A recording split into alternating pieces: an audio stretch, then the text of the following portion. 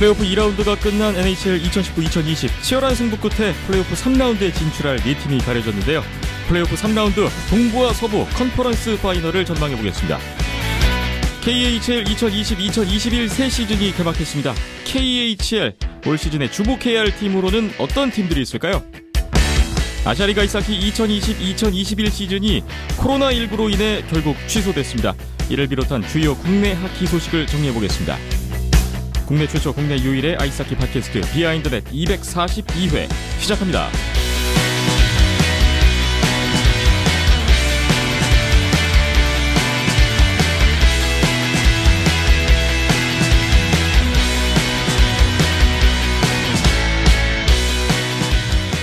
비하인드넷 오늘 242회 출발해봤습니다. 9월 7일 월요일 오후에 녹음을 진행하고 있습니다.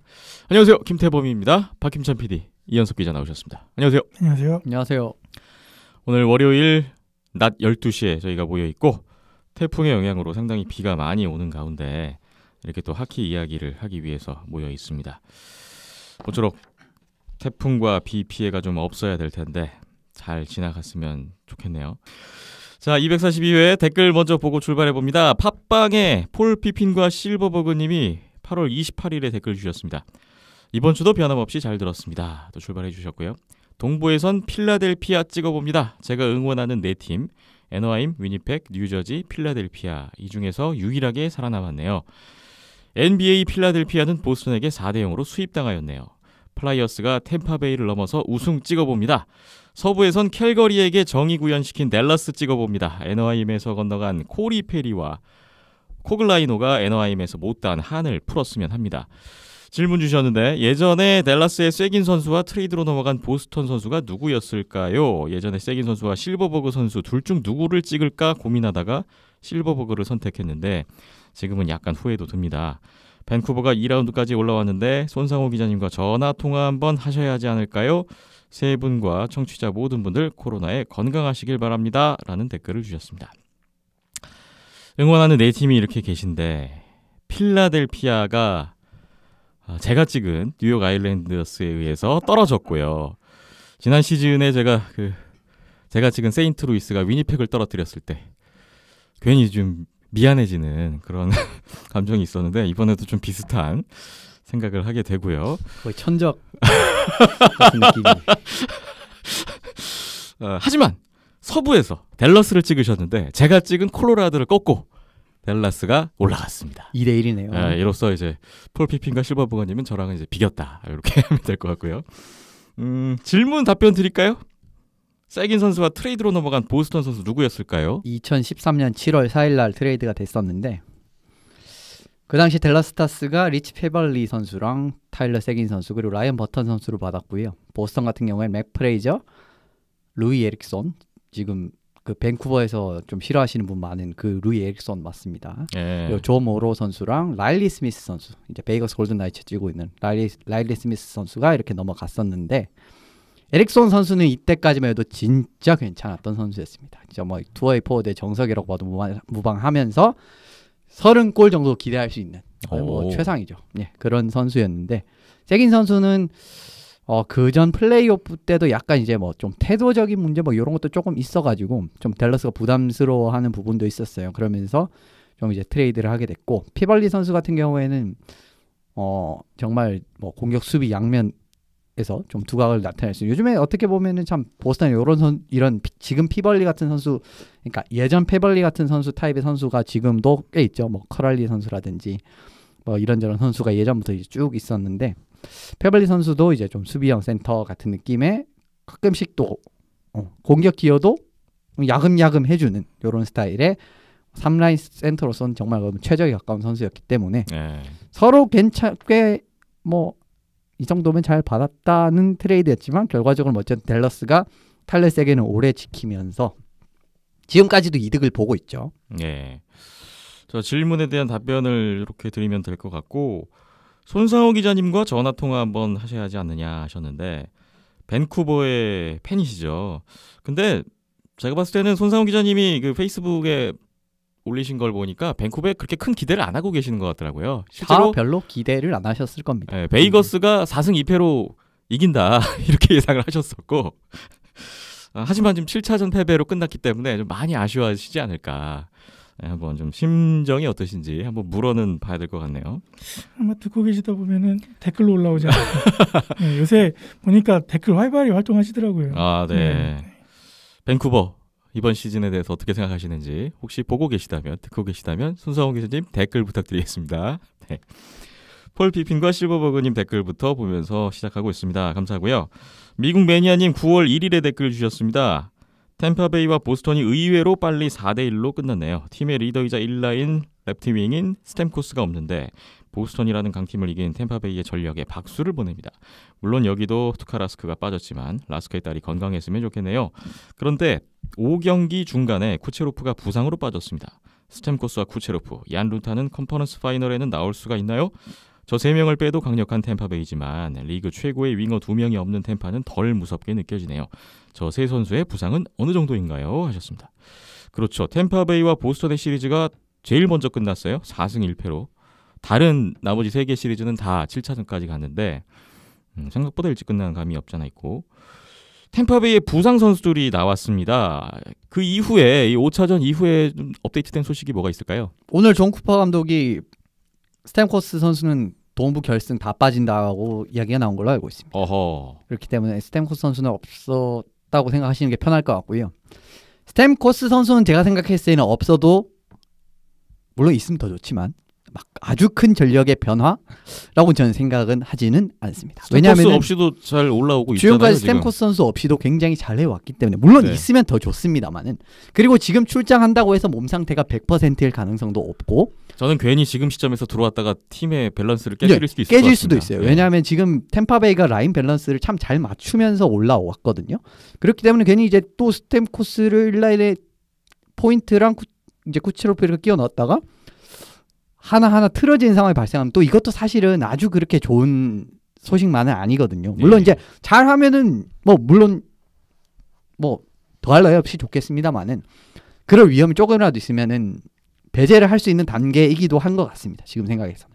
그런데 쿠체로프 선수가 없다라고 하면은 이건 조금 문제가 될 수가 있어요. 왜냐하면 쿠체로프 선수가 지금 플레이오프 내내 팔라트 그 다음에 포인트 요 세 선수랑 같이 엄청난 호흡을 보여주면서 좋은 모습 보여줬기 때문에 쿠체로프가 없다라고 하면은 조금은 문제가 될 수 있습니다. 그리고 당장 쿠체로프가 빠지면서 파워플레이가 약간 요동치기 시작한 이제 그 순간도 있었어요. 이제 보스턴 시리즈를 보신 분이라면은 아실 수가 있겠는데 그런 전술적인 움직임에서 약간 이제 꼬는 이런 플레이도 불가능하는 게 있고 루타 선수는 사실 뭐 빠져도 제가 생각했을 때 아주 큰 데미지라고 보지는 않습니다. 그렇기 때문에 쿠체로프 선수가 어떻게 되느냐인데 아직 이제 명확한 답변은 안 됐습니다. 뛸 수도 있고 안 뛸 수도 있다. 한국 시각으로 내일 오전에 1차전 시작되는데 게임 타임 디시전이라고 하죠. 그러니까 네. 그 경기 시간에 맞춰서 이제 그때쯤 이제 라인업 뜰 때쯤 나올 가능성이 크고 제가 생각해서 쿠체로프 선수는 연습을 이제 뭐 하는 거 봐서는 아무래도 나오지 않을까 싶거든요. 예. 그런 부분이 있는데 어쨌든 쿠체로프 선수가 없으면은 조금은 더 안 좋게 풀릴 가능성이 큽니다. 쿠체로프는 그만큼 중요한 선수라는 말씀이시군요. 뭐 스탬코스도 안 중요하다는 건 아니지만 지금 시점과 이전까지의 그런 흐름을 봤을 때는 독이 될 수도 있다라는 거죠. 예. 라인업이 궁금해집니다. 미국 매니아님 댓글 잘 봤습니다. 고맙습니다. 유튜브 댓글 보겠습니다. 형도님 8월 28일 댓글인데요. 아쉽게도 캐피탈에 대한 예측이 틀리셔서 TT. 결국은 리어던 감독이 해고되었네요. 오베치킨을 거쳐간 감독들을 설명하는 기사에 유일하게 좋은 결과를 낸 감독은 경험이 있던 트로츠 감독이어서 이번에는 경력이 있는 감독을 알아보는 게 놀랍지 않다고 하더군요.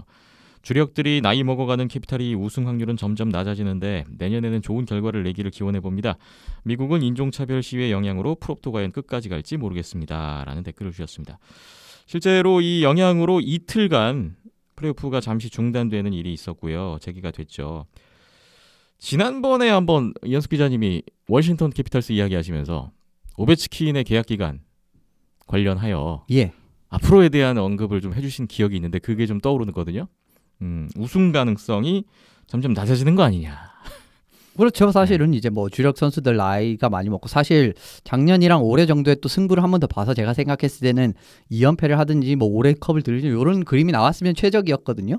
그리고 그럴 만한 전력은 있었습니다만은 올해는 리어든 감독의 이제 탓이 약간 있는 것 같고 작년 같은 경우에는 좀 주축 선수의 부상 같은 부분이 좀 운이 또 안 좋았어요. 사실 어떻게 보면은 이 스탠리컵 우승하려면은 운이란 것도 굉장히 중요한 요소이기 때문에 리어든 감독이 피츠버그 펭귄스 코치로 그렇죠, 얼마 그렇죠. 전에 맞아요. 그 그렇습니다. 소식을 듣고 깜짝 놀랐습니다. 예 부임을 했습니다. 그러면서 팀의 파워플레이와 수비를 만든다. 워싱턴의 감독이었는데 피츠버그의 코치로 갔다. 예. 이거 그림이 참 묘하더라고요. 아주 흥미로운 그림이 됐고 다 뭐 관중이 얼마나 들어올 수 있는지 모르겠지만 뭐 내년 관중 들어올 수 있으면은 감독 한번 비춰주면 박수보다는 야유가 나오지 않을까라는 생각이 들고요. 워싱턴 같은 경우에는 지금 뵙콕 감독을 선임할 가능성이 굉장히 높아졌습니다. 지금 그런 좀 분위기가 있습니까? 예 어제 보도가 나왔고요. 네. 갤런트 아니면 뵙콕이다라고 생각하시면 됩니다. 그럼 뭐 이름값은 뭐 근데 충분한 사실 좋은 감독이 너무 많아요. 성과가 있었던 감독들이니까. 뵙콕, 갤런트 그리고 뭐 라비올레 감독도 어마어마한 경력을 가진 감독이기 때문에 네. 뭐 옵션 많을 때 어떻게 보면은 좋게 풀릴 수도 있습니다. 이제 올해 감독만 잘 선임을 해가지고 진짜 뭐 오베치킨 계약 끝나는 딱 거기에 진짜 올인 한번 딱 가고 좀 우승을 하려도 하면은 그냥 뭐 괜찮아요. 제가 생각했을 때. 뵙콕이냐 갤런트냐 워싱턴 팬분들은 새 감독에 대한 마음의 준비를 하시면 좋을 것 같군요. 형노님 댓글 감사합니다. 이총민님이 댓글 9월 1일에 주셨습니다. 이총민 선수 아이스하키 팀 망해서 없어진 거 다뤄주세요. 이제 어떡하누 하셨어요. 아이디만 이총민님이시겠죠. 본인은 아니겠죠 설마. 이 뉴스가 실제로 우리나라 지상파 뉴스에도 나왔었어요. 이총민 선수의 NCAA 진출이 좌절됐다. 요거 박힘찬 PD님이 설명을 한번 해주실까요? 네, 저도 그것 때문에 이제 좀 찾아봤는데요. 그 대학교 홈페이지에 공지가 떴더라고요. 그래서 내용인즉슨 스포츠 그러니까 우리나라로 치면 운동부 자체를 그냥 운영을 못하겠다. 네. 네. 3개 정도가 아마 제가 알기로는 네, 이총민 선수가 가려고 했던 그 대학교의 네, 알래스카 앵커리지 대학팀의 뭐 아이스하키뿐만 아니라 다른 종목까지 포함해서 이제 운영을 중단한다라는 내용이 공지가 떴는데 네. 예, 이유인즉슨 이제 코로나 시국의 영향을 받아서 이제 학교 재정 상황이 좋지 않다 보니까 그러한 영향이 이제 운동부 운영 중단이라는 예, 결정까지 내려진 것 같고요. 아마 그게 가장 큰 이유가 되지 않을까라는 생각이 들고요. 예. 그래서 지금 일단 이총민 선수 국내에서 아직 머물면서 네, 국내에서 뛸 준비를 하고 있지 않을까라는 생각입니다. 이총민 선수가 많은 고민 끝에 선택을 한 학교였을 텐데. 그렇죠. 그 키아 라운지 때도 얘기가 나왔지만 예, 몇몇 군데에서 그렇게 러브콜이 왔었는데 예, 고심 끝에 결정한 팀이었는데 이런 상황이 돼버렸네요. 정말 안타깝습니다. 보도에 의하면 뭐 국내 팀의 입단을 지금 타진하고 있다 이런 보도도 나왔었어요. 올 시즌이 어떻게 될지는 좀 봐야 될 것 같습니다. 네, 뭐 국내 실업팀이 될지 아니면 뭐 대학팀이 될지 아니면 뭐 또 다른 선택지가 있을지는 모르겠는데요. 예. 일단 좀 기다려 보면서 소식을 지켜봐야겠습니다. 안타까운 마음 가져보면서 좀 좋은 소식이 있었으면 추후 기다려 보겠습니다. 이총민님 댓글 감사하고요. 그리고 인철조님이 9월 5일 댓글 피디님 살짝 보이시네요 흐흐라는 댓글을 주셨습니다. 예, 전형적으로 앞부분만 보고 마신 뒷부분 보면 다 나오는데 저희가 네. 그 녹음실이 넓지 않은 관계로 3명이 다 나올 수 있는 카메라 각도가 안 나오고요. 그래도 다행인 건 요즘 두 분이 각자의 코너화가 되어 있어서 네. 한 분씩 이쪽 자리로 가십니다. 그러니까 이따가 박김찬 PD님 국내 소식 코너에서 박김찬 PD의 모습을 정확하게 많이 보실 수 있을 것 같습니다. 예, 아마 NHL까지만 보시고 나가신 게 아닐까. 국내 소식을 안 보신 거 아닌가. 네. 뒷부분까지 좀 네. 봐주셨으면 좋겠다는 부탁의 말씀 드리겠습니다. 인철조님 댓글 감사합니다. 마지막 댓글입니다. 9월 7일 오늘 주신 댓글인데 링 0.0 링님 댓글입니다. 템파베이를 제외한 모든 경기가 7차전까지. 이야, 밴쿠버가 서부 최강 전력 베가스를 7차전까지 끌고 가는 걸 보고 젊은 밴쿠버의 미래가 기대됩니다 하셨습니다. 밴쿠버가 탈락했지만 미래가 기대된다 라는 댓글이에요. 실제로 예상했던 것보다 밴쿠버가 7차전까지 끌고 갔다는 거는 좀 잘한 것 같기도 하고 훨씬 잘했습니다. 훨씬 잘했습니다. 그리고 기대를... 또 막판에 이 넴코라는 선수가 좋은 활약을 펼쳐주면서 지난번에 한번 깜짝 스타가 또 완전 시리즈 구도를 바꿔놓는 또 깜짝 선수가 등장하는 거 아닌가 그런 생각을 했는데 마지막에 좀 미치지 못했네요. 네. 어쨌든 미래가 기대되는 밴쿠버 커넉스 다음 시즌 또 한번 기대를 해봐도 좋을 것 같습니다. 링0.링님 감사드리고요. 네, 비하인드넷 오늘 소개할 댓글은 여기까지고요. 참여해주시고 또 의견과 후원으로 관심 보여주신 분들께 감사의 말씀 드리겠습니다. 이제 더 중요한 시리즈가 시작될 테니까 계속해서 많은 의견 부탁드리겠습니다.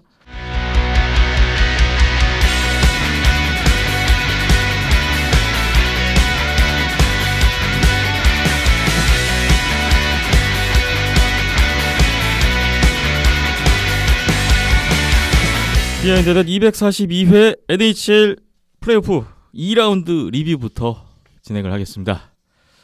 2라운드 총 4개 시리즈로 진행이 됐고 7차전까지 간 시리즈가 3개가 있었을 정도로 끝까지 치열했던 승부들이었는데 오늘 2라운드 먼저 리뷰를 하고 바로 이어서 3라운드 컨퍼런스 파이널 프리뷰로 진행을 해볼까 합니다. 오늘 이현숙 기자님이 2라운드 리뷰를 준비하신 내용은 진 팀들 입장에서 왜 이번 시리즈를 내주게 되었는가, 뭐 페인에 대한 분석 같은데요. 페인에 대한 분석이 이제 대부분이죠. 그런데 졌음에도 불구하고 좀 잘했다라고 싶은 것도 있고 어쨌든 전반적으로 진 팀에 대한 이야기입니다. 네. 이긴 팀들은 3라운드 이후에도 이야기할 기회가 그렇죠. 있을 것 같으니까요. 시작을 해보죠. 먼저 동부 컨퍼런스 1번 시드 필라델피아 플라이어스 대 6번 시드 뉴욕 아일랜더스의 대결이었습니다. 뉴욕 아일랜더스가 3승 1패로 앞서갔던 시리즈였는데 필라델피아가 5차전, 6차전 두 경기 연속 연장승을 거뒀고요. 3승 3패가 될 때까지 실제로 필라델피아는 연장승만 3번이었다는 게 좀 특이했어요. 마지막 7차전이 4대 0으로 뉴욕 아일랜더스의 또 승리로 끝나면서 결국 시리즈 전적 4승 3패 뉴욕 아일랜더스가 이겼고요. 결과적으로는 4개 시리즈 중에서 가장 마지막으로 컨퍼런스 파이널에 합류하게 됐습니다. 뉴욕 아일랜더스가 1993년 이후에 27년 만에 컨퍼런스 파이널에 진출하는 또 성과를 올렸습니다. 자, 일단 뭐 저는 제가 찍은 뉴욕 아일랜더스가 또 한 번 올라갔기 때문에 만족스러운 결과로 받아들였는데요.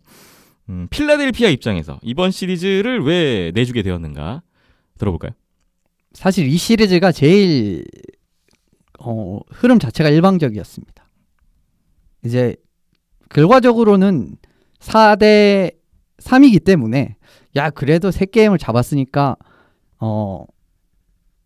좀 박빙이었던 거 아닌가? 라고 이제 생각하실 수도 있는데 전혀 그러지 않았습니다. 경기력 자체는 시졸건 아일랜더스가 그냥 끌고 가는 게임들이었고요. 근데 진짜 필리가 억지로 이기거나 하는 경기들이 많았습니다. 그렇기 때문에 전반적으로 필리의 2라운드 경기력 자체가 실망 그 자체였다. 라고 한마디로 요약을 드리겠습니다. 3승을 하긴 했지만 전력적으로는 차이가 났던 시리즈였다. 그렇죠. 라는 말씀이세요. 뭐 사실 뭐 아예 이제 스타일 면에서 안 통할 만한 팀도 아니었고요. 그럼에도 불구하고 아무런 그냥 힘을 보이지 못했다라는 거. 어떻게 보면은 아일랜더스가 1라운드부터 계속 유지해온 그런 타이트한 체킹 게임에 대한 답을 또 못 찾았다. 라는 겁니다. 또 이제 지난 주에 말씀드렸듯이 이제 젊은 수비진들 경험 부족 같은 부분을 아일랜더스가 사실 공략해야 된다고 그랬죠. 그렇죠. 근데 클리어 실패 그리고 자기 진영에서 실수 굉장히 많았거든요. 근데 그걸 모조리 그냥 아일랜더스가 다 골로 만들었다고 보시면 됩니다. 그런 부분에서도 차이가 많이 났었어요. 근데 사실 이거는 예견된 결과였습니다. 왜냐하면은 뭐 그때 말씀드렸지만 그 선수들이 굉장히 NHL 포스트 시즌 처음이고 경험 자체도 이제 아일랜더스 선수들에 비하면 굉장히 적단 말이에요. 근데 예. 수비는 굉장히 이제 경험적인 부분이라든지 그런 부분이 중요한데 안 됐다라는 겁니다. 그리고 뭐 상대방의 골 그러니까 발라모프 선수가 조기에 무너진 게임도 있었단 말이에요. 근데 그 게임조차 꾸역꾸역 겨우 이겼습니다. 실제로 마지막 7차전에 발라모프가 아니라 그라이스가 나와서 셧아웃을 해서 이겼는데 그렇죠. 그 선택도 저는 좀 과감한 선택이라고 봤었어요. 예, 그게 사실 어떻게 보면 요즘에 왜 1A, 1B라고 하는 그러니까 주전급 골리를 2명 쓰느냐 예. 라는 거를 어떻게 보면 좀 아실 수도 있어요. 왜 그런 기용이 대세가 되는지 그런 기용을 하고 있는 팀이 강팀이 될 수밖에 없는지를 보여주는 거예요. 이제 아일랜더스의 예시도 그렇고 베이거스의 예시도 그렇습니다. 어쨌든 상대방의 골리를 이제 조기에 무너뜨린 게임에서도 타이트한 체킹에 계속 따라잡히다가 1피리어드는 잘해놓고 2, 3피리어드 그냥 게임을 그르쳐 버리면서 질 뻔한 게임도 많았어요. 예. 이제 그렇기 때문에 전 전반적으로 이번 필리의 2라운드 경기가 1경기부터 7경기까지 만족스러운 게 하나도 없었고요. 아일랜드스 훨씬 다 잘했다. 이길 팀이 올라갔다라는 거. 오히려 3대3 갔을 때 조금 더 놀라웠습니다. 왜 아일랜드스가 이렇게 빨리 못 끝내지? 저는 이 생각이 들었어요. 네. 오히려 이거 진짜 이 시리즈도 4대1이 나올 수가 있었던 시리즈였거든요. 그리고 주포들이 너무 부진했습니다. 필라델피아의 주포요. 예. 1라인에 좀 주로 이제 기용된 선수가 쿠투리에 지루, 보라체크 선수인데 특히 지루 선수가 7경기에서 이제 1골 3어시스트였고 보라체크 선수가 7경기에서 1어시스트. 사실 이 두 선수가 예전부터 이제 필라델피아의 그런 2000년대 한 번 딱 2010년 또 이전 선수들이 물갈이가 딱 되는 시점부터 이제 요 선수들이 어떻게 보면 주 이제 바통을 잡아놓으면은 항상 요 선수들이 이제 득점에서는 큰 이제 기여를 해줬던 선수들인데 예. 그런 게 없었어요. 솔직히 말씀드리면. 네. 그리고 어떻게 보면 센터진에서 뭐 쿠트리에가 됐든 헤이즈가 됐든 헤이즈는 괜찮았습니다. 이번 플레이오프 내내 저는 어떻게 보면 처음에는 오버페이 아니냐 했는데 훨씬 잘했다고 생각을 하고요. 근데 이제 지루 선수가 너무 생각보다 득점에서 많이 좀 그걸 못했어요. 기여를 못했습니다. 근데 사실 지루 선수가 이렇게 득점에서 좀 왔다 갔다 했던 거는 최근 한 몇 년간 계속 되고 있는 거거든요. 그러니까 이게 그 전까지는 굉장히 꾸준하게 득점이든 수비든 다 괜찮다가 요즘 한 1, 2년 들어서 공격에서 너무 꾸준하지 못합니다. 네. 이게 지루 선수 같지 않은 경기력이 나오고 있어요. 근데 이번 플레이오프에서 나오면서 또 한 번 더 이제 필리가 사실 올해 같은 경우에는 필리가 진짜 저도 동부 결승까지는 갈 거다라고 생각을 했었고 플레이오프 들어가기 전에 다크호스로 이번 그렇죠. 플레이오프의 다크호스로 필라델피아를 꼽으셨잖아요. 예, 그런데 다크호스 정도의 어떤 역할은 한 것 같은데요. 예, 그 역할은 네. 충분히 했죠. 왜냐하면 네. 1번 시드를 따내기도 했었고 네. 그 전까지 경기력이 상당히 좋았거든요. 그래서 코로나가 없었으면 사실 더 좋았을 가능성도 있습니다. 필라델피아 같은 경우에는. 그런데 좀 뭐 많이 아깝게 됐어요. 어떻게 네. 보면 이런 거는 천운이라서 어쩔 수가 없습니다. 좀 안타깝네요. 필라델피아 플라이어스가 돌풍을 더 이상 이어가지 못하고 결국 이번 시즌을 마감하게 됐습니다. 저는 뉴욕이 왜 이렇게 빨리 끝내지 못했느냐라는 말씀을 듣고 좀 들었던 생각은 차라리 저는 뉴욕 아일랜더스가 3라운드 이후를 생각한다면 이렇게 7차전까지 가서 다시 한번 좀 풀어줬던 마음의 긴장의 끈을 다시 한번 잡고 좀 긴장감을 유지하면서 올라가는 게 앞으로를 위해서 좀 더 낫지 않을까 좀 그런 생각은 한편으로 들고요. 그리고 발라모프 선수가 7차전 쉬고 다시 정비를 하고 템파베이 1차전부터 나올 거기 때문에 그 부분도 좋은 흐름으로 가는 거 아닌가 좀 그런 생각도 해보게 됐어요. 예, 근데 그럴 네. 수도 있는데 네. 템파가 그러기엔 너무 시리즈를 일찍 끝내버렸습니다. 그래서 저는 템파가 너무 쉬고 있는 거 아닌가. 그 부분 때문에 저는 1차전 뭐 길게는 한 2차전까지 뉴욕에게 좀 기회가 있지 않을까. 근데 휴식이 기대감을 갖고 있습니다. 독이 되기보다는 네. 좀 득이 될 것 같아요. 왜냐하면 이번 버블 들어와서 스케줄이 굉장히 타이트합니다. 네. 거기에 그런 상황에서 얻은 며칠간의 휴식이기 때문에 네. 이건 좀 긍정적으로 저는 작용할 가능성이 그렇게 해석을 크다고 하시군요. 저와는 조금 다른 해석이시긴 한데 결과가 말을 해줄 것 같습니다. 먼저 필라델피아와 뉴욕 아일랜더스의 시리즈 살펴봤고요. 이어서 동부 컨퍼런스 두 번째 시리즈 보겠습니다. 두 번째 시리즈는 2번 시드 템파베이 라이트닝 대 4번 시드 보스턴 브루인스의 대결이었는데 제일 빨리 끝났죠. 보스턴이 1차전을 잡고 시작했던 시리즈인데 이후에 템파베이가 4연승. 두 번의 연장승이 포함되어 있었고 마지막 5차전이 2차 연장까지 간 끝에 결국 또 템파베이가 이겼습니다. 템파베이가 이번 플레이오프 4번의 연장에서 다 이기고 있어요. 결국 시리즈 전적 4승 1패로 템파베이 라이트닝이 승리를 했고 가장 먼저 컨퍼런스 파이널에 진출했던 결과였습니다. 템파베이가 강하긴 강했습니다. 이제 토론토 팬들이 보스턴만 없으면 이러시겠지만 네. 보스턴 팬들이 제가 봤을 땐 템파베이만 없으면이라고 많이 생각할 것 같아요. 이번 플레이오프 대진에서 템파베이를 만난 게 2년 전에도 아마 4대1로 졌을걸요? 그 워싱턴이랑 템파랑 결승했던 2018년 때도 네네. 아마 4대1로 졌을 겁니다.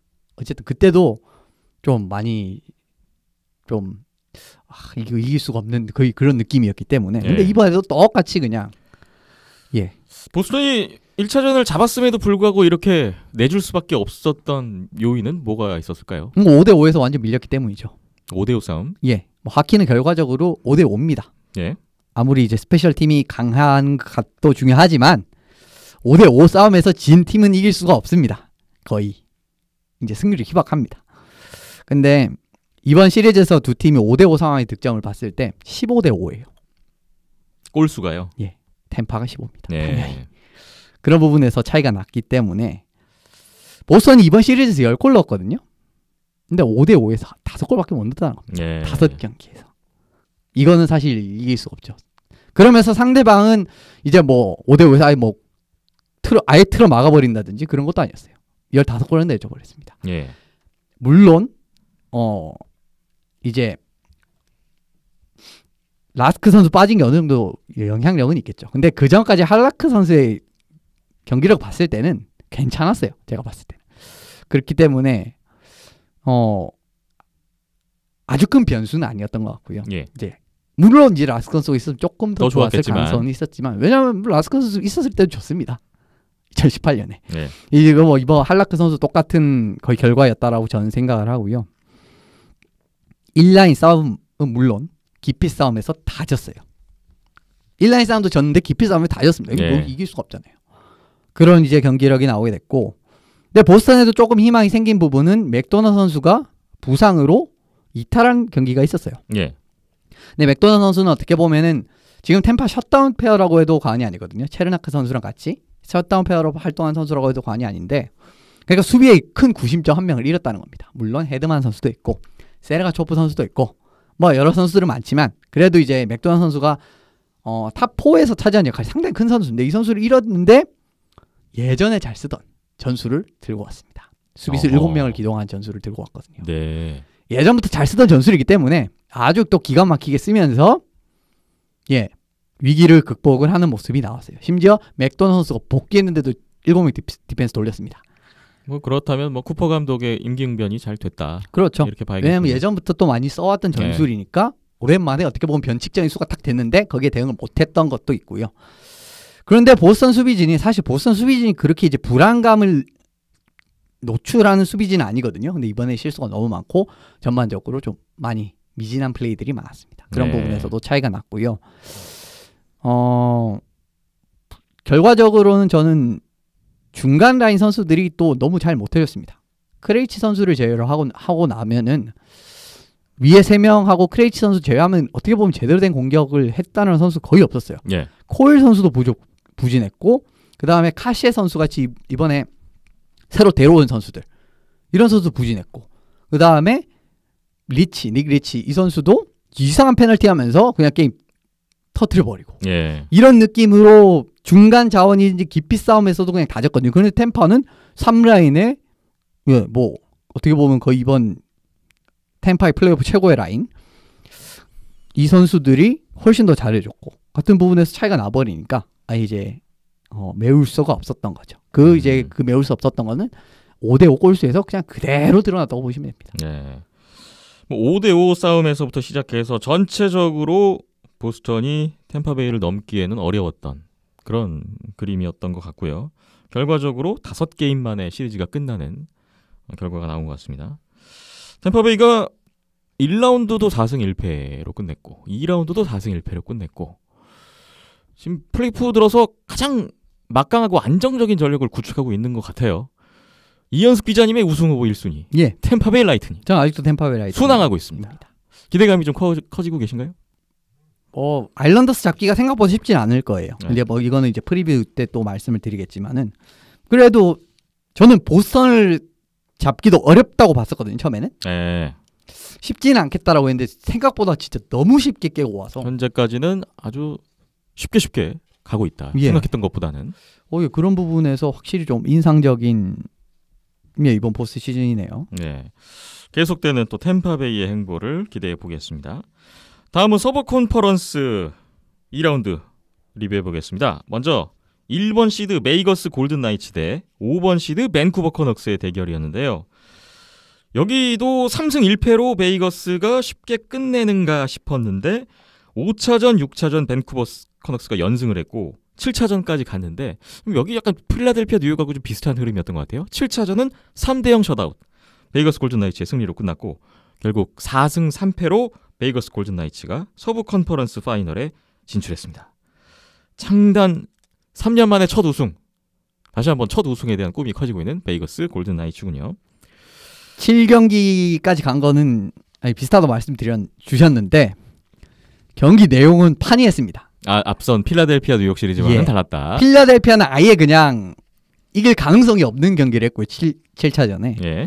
필라델피아 팬분들께는 죄송스러운 말씀입니다만 저도 필라델피아 좋아하기 때문에 근데 아예 진짜 이래갖고는 답이 없다라는 수준의 경기였고요. 예. 밴쿠버 베이거스는 절망적인 흐름 속에서도 야 이거 어쩌면? 이라는 생각이 드는 게임이었어요. 그래서 완전히 다른 느낌이었습니다. 이제 점수는 이제 어떻게 보면은 셧아웃으로 끝났긴 했지만은 어떻게 보면 슈팅도 두 팀이 16개, 15개 뭐 그런 정도로 이제 틀어 막히는 게임이었는데 0대0이 쭉 가다가 7차전 같은 경우에 게임의 온도는 예. 너무 달랐어요. 네. 저는 그 베이거스가 4차전 때 레네르 대신에 플레리네를 냈는데도 이기고 3승 1패를 만들었을 때 그렇죠. 이거 뭐 거의 넘어갔다. 예.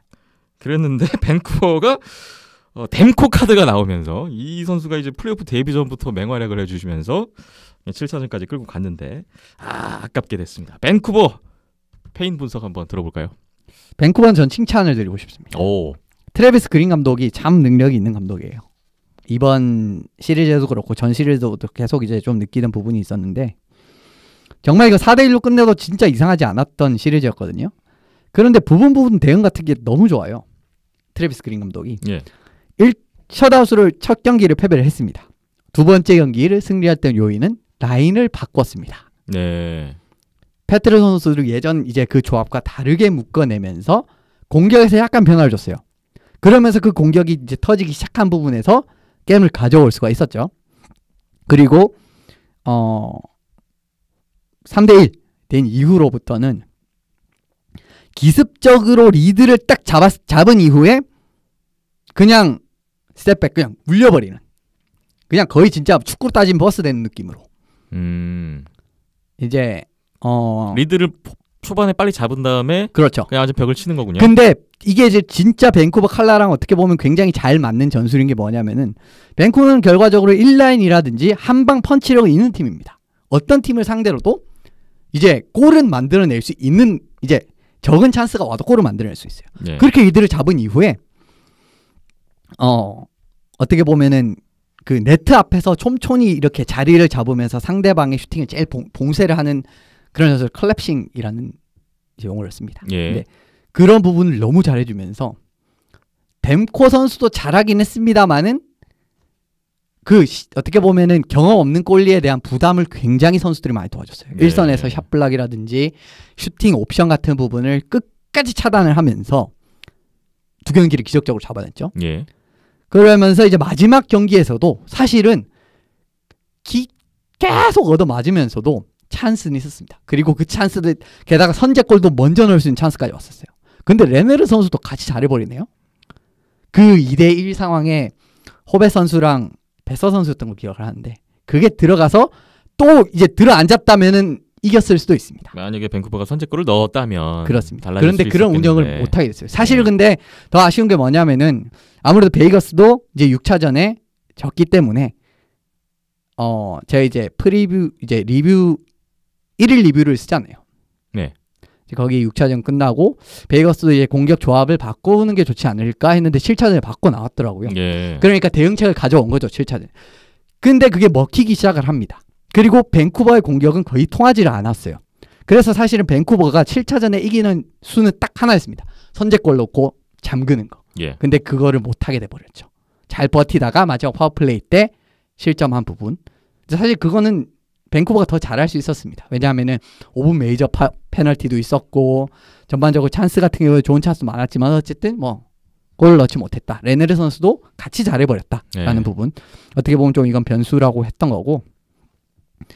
시어도 선수에게 결과적으로 시어도 선수가 시리즈 내내 굉장히 좋은 활약을 보여왔기 때문에 결과적으로 그 경기도 참 그 옵션 차단을 잘했어요. 그러니까 좌우 쪽에서 이제 파워플레이 같은 부분에서 원타임으로 좀 강제하는 움직임을 가져가면서 미들레인은 아예 그냥 슛을 쏠 엄두도 안 나게끔 막아버리고 이제 패처레티 선수라든지 오른쪽에는 뭐 말체소라든지 스미스 이쪽으로 이제 원타임을 강요하는 그러면은 어쨌든 대표 선수가 그쪽으로 퍽이 가면은 미리 움직여서 반응을 할 수가 있겠죠. 예. 그런 식으로 팀적으로도 굉장히 이제 부담을 많이 덜어줬습니다. 그런 움직임도 굉장히 어떻게 보면은 트래비스 그린 감독이 많이 분석을 하고 잘 이제 팀을 꾸렸구나라는 걸 또 많이 봤던 시리즈였고요. 진짜 이번 시리즈는 사실 밴쿠버가 이겼어도 이상하지 않았습니다. 사실 뭐 경기력 자체는 베이거스가 훨씬 잘하긴 했습니다만은 예 이겨도 이상하지 않았습니다. 근데 결과적으로는 예 앞서 말씀드린 단 하나의 그 게임 플랜밖에 없었어요. 7차전을 이기는 그 수는 그거를 이제 실현하지 못했죠. 그래도 전반적으로는 참 커넉스가 팀 하키도 할 줄 아는 데다가 펀치력이 한 방이 있는 팀이기 때문에 그런 부분을 잘 살린다면은 뭐 내년에도 조금 더 그 펀치력을 조금 더 하면서 근데 솔직히 말씀드리면은 내년에도 장밋빛 전망만을 좀 드리기는 어렵습니다. 아 그렇습니까? 무조건 잘할 것이다라고는 왜냐하면은 제가 그러다가 망한 팀을 한번 봤었거든요 옛날에 2009년 콜로라도 애벌렌치가 진짜 잘했었는데 네. 그 다음 해부터 그냥 우당탕탕 그때도 막 진짜 지금 밴쿠버급의 그 장밋빛 전망이었거든요. 야 듀쉐 와 앞으로는 더 잘할 것 같다라고 했지만 그냥 그 다음부터 굴러 떨어졌다가 지금 기어 올라왔습니다. 또 거의 기적같이 그렇기 때문에 약점도 분명히 있어요. 근데 어쨌든 좀 매력 있는 팀으로 탈바꿈을 했다. 그리고 올해는 확실히 좀 전반적으로 임팩트가 있었다라고 또 요약을 드리겠습니다. 종합해보면 밴쿠버가 1차전부터 계속 끌려가는 시리즈 내내 끌려가는 양상이었는데 그런 가운데 트래비스 그린 감독의 대응이 좋았고 또 그거를 또 잘 수행해낸 선수들의 역할까지 졌지만 잘 싸웠다. 맞습니다. 네. 앞으로 기대는 해볼만 하다. 예. 뭐 이 정도로. 맞습니다. 네. 그것도 맞아요. 요약을 하면 될 것 같군요.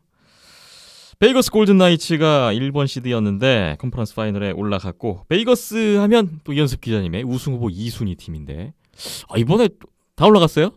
아 그러네요. 네, 축하드립니다. 예 아닙니다. 근데 진짜 다 틀리겠네 이 생각했어요.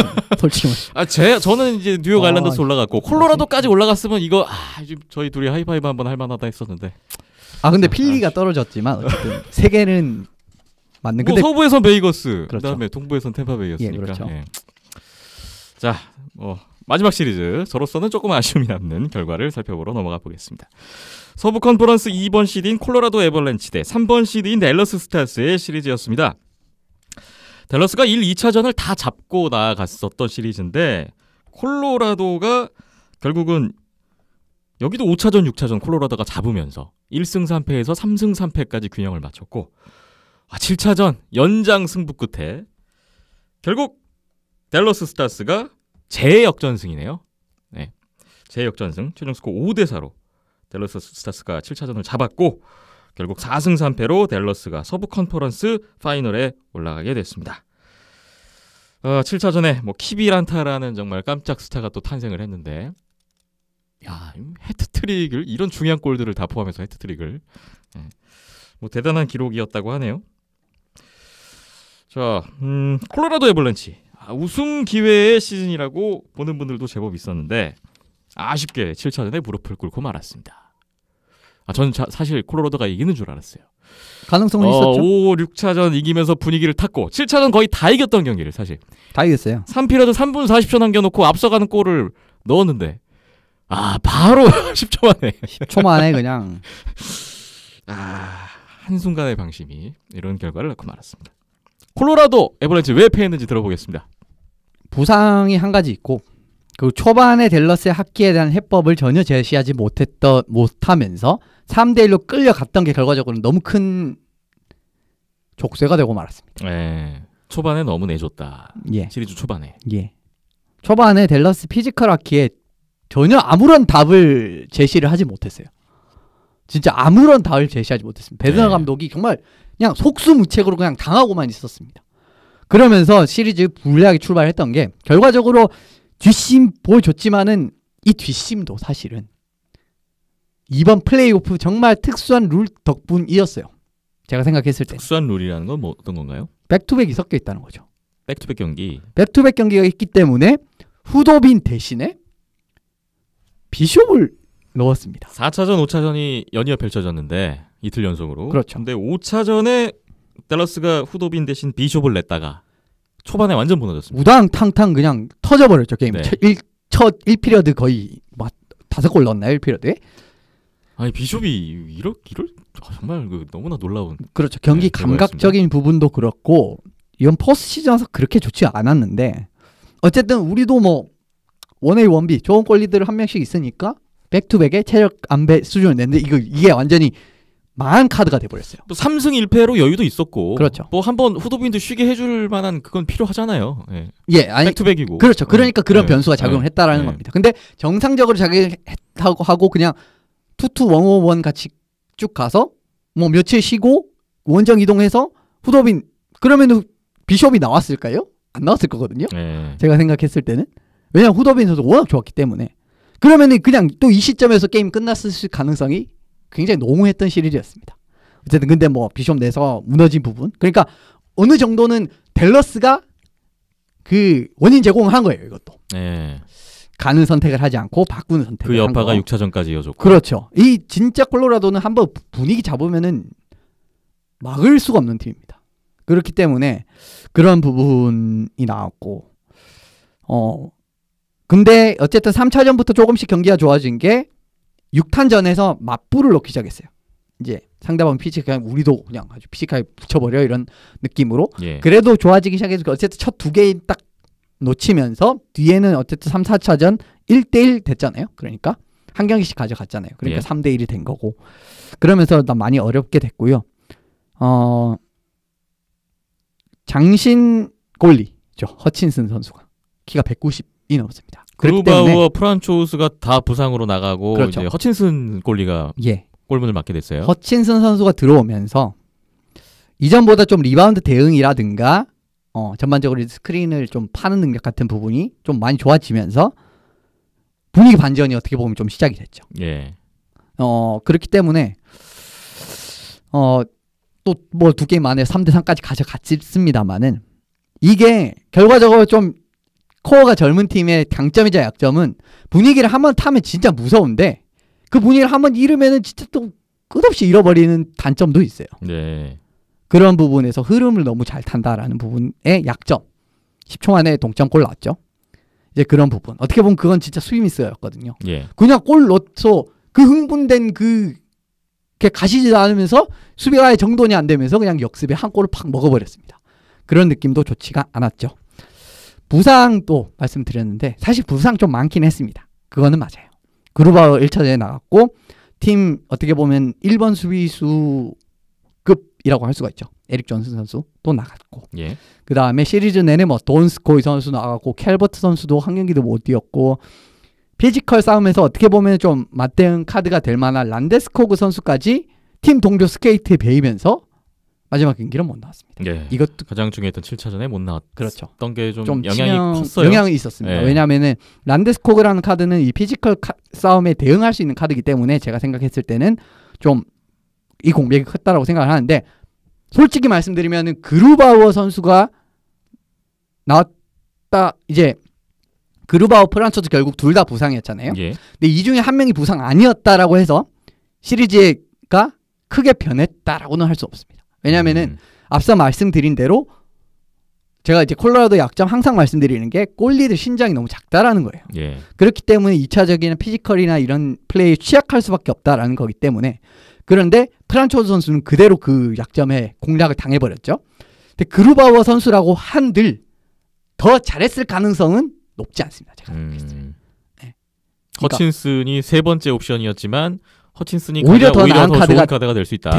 됐을 수도 있어요. 네. 어떻게 보면은 저는 그렇게 생각을 하고요. 물론 아닐 수도 있죠. 이제 물론 이상한 소리 하지 마라고 생각할 수도 있는데 저는 예전부터 콜로라도의 또 어떻게 보면 약점이라고 하면은 골리들의 신장이 작다라는 거였습니다. 네. 근데 그런 부분에 근데 전에 말씀드렸듯이 실제로 허친슨이 나오면서부터 콜로라도가 좀 더 좋은 결과들이 예. 나오긴 했습니다. 예, 그때 말씀드렸듯이 댈러스는 NHL에서 제일 큰 팀이라고 말씀드렸어요. 피지컬이 제일 좋은 팀. 그렇기 때문에 그런 부분 잘 파고들었다라는 부분 프란초즈 선수를 확실하게 공략을 했고 뭐 허친슨 선수도 결과적으로는 뭐 마지막 경기에서 5골을 넣었으니까요. 예. 뭐 나쁘지는 않았. 그러니까 뭐 댈러스가 공략 자체는 결과적으로는 성공을 했죠. 예. 자, 콜로라도 애벌렌치가 뭐 죽다 살아난 적도 있었는데 결국은 또 다 잡았던 경기를 놓치는 결과가 되고 말았고 이번 시즌을 마감하게 됐습니다. 반면에 댈러스 스타스가 여기도 참 저는 이번에 그 올라가는 그림이 되게 좋은 것 같아요. 댈러스가 1라운드 때 캘거리전 때 제가 말씀드렸듯이 4차전 그 극적인 역전승을 발판 삼아 끌어올렸고 그다음에 6차전 역전승으로 아주 분위기 좋게 그 기세로 2라운드 1, 2차전 초반에 이어지지 않았나. 그걸 1, 2차전 이긴 게 결국은 바탕으로 해서 이번 시리즈가 좀 유리하게 흘러갔는데 결국 7차전에 이런 또 아주 짜릿한 역전승. 이게 3라운드 또 초반에 시리즈를 휘어잡을 수 있는 기세를 탈 수 있지 않을까라는 그런 기대감을 갖고 있고요. 아, 댈러스 스타스.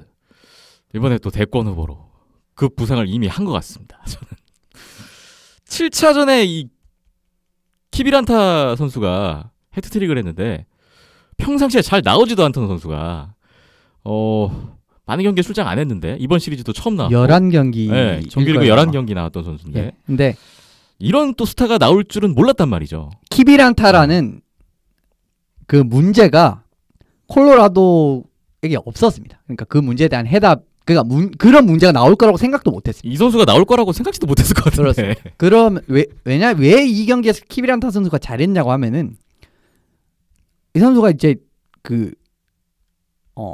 퍽이 없을 때 움직임이 굉장히 좋더라고요. 네. 그런데 댈러스에 그런 타입 스타일 선수가 잘 없어요. 지금 댈러스 스타스에. 그러니까 공간을 이렇게 움직이면서 그 공간 열린 공간으로 파고 들어가는 이런 침투하는 옵션이라든지 퍽이 없을 때 그런 공격 움직임 같은 부분에서 키비란타 선수에 대한 그런 스카우팅 리포트가 없었던 것 같습니다. 아하. 그렇기 때문에 그냥 속수무책으로 당할 수밖에 실제로 이번 시즌 NHL 데뷔한 선수니까 그렇죠. 네, 아직 정보가 부족했을 수도 있고 예. 11경기밖에 안 나왔으니까 많이 또 노출이 된 것도 아니잖아요. 그 라인에서 정말 경기 내내 창의적인 그런 움직임에 대한 공격 찬스가 참 많이 나왔거든요. 그래서 거기에 전혀 대응을 못하는 거 보고 아예 그런 스카우팅 리포트에 없었구나라는 생각이 전 좀 많이 들었었습니다. 네. 이렇게 해서 각 컨퍼런스 플레이오프 2라운드 리뷰를 패한 팀들의 패인 분석을 중점으로 다뤄봤습니다. 이제 4팀만이 남아있는데요. 플레이오프 3라운드 컨퍼런스 파이널 잠시 후에 전망해보겠습니다.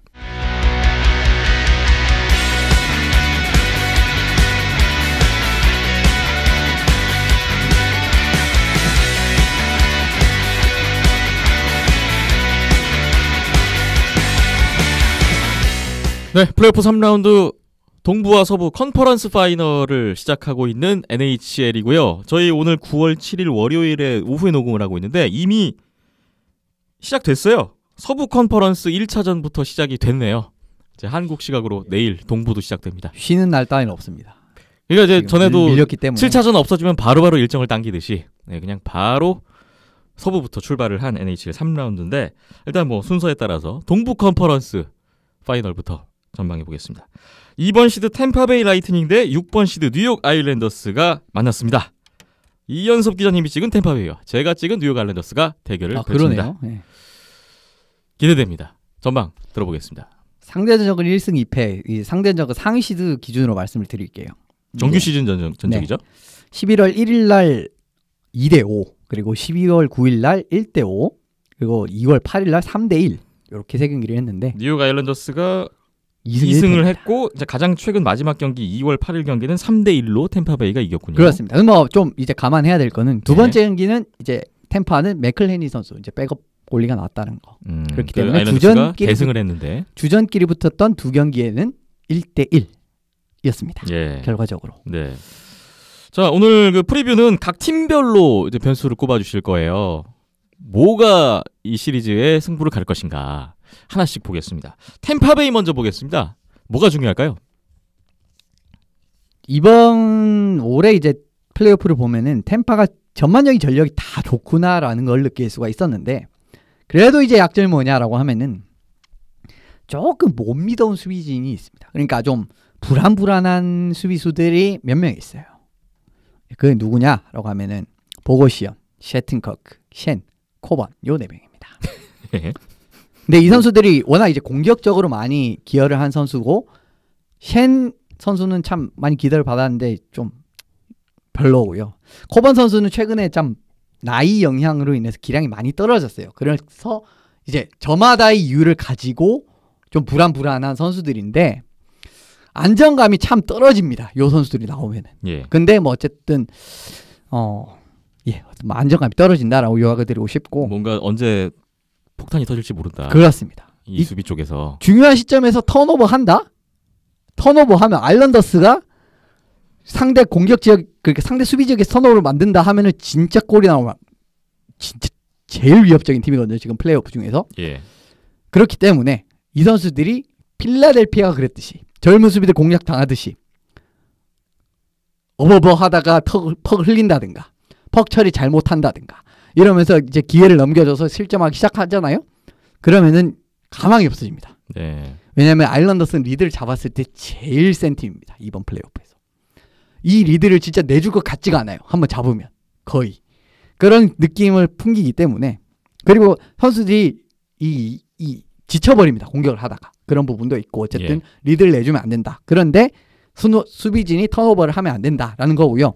왜 굳이 수비진 요 4명을 언급을 드리냐면은 앞서 힌트를 조금 드린 부분이 있는데, 맥도너 선수 부상 이후 부상 복귀에서도 7명 수비수를 기용을 했다는 겁니다. 예. 템파가 6명을 할 수도 있는데 그냥 굳이 7명을 했어요. 또 그 전술을 그냥 유지를 했습니다. 그렇기 때문에 근데 좋았거든요. 그 뉴욕 아일랜더스를 상대로도 쓸 가능성은 있어요. 네. 그리고 지금 스탠코스 선수 부상이죠.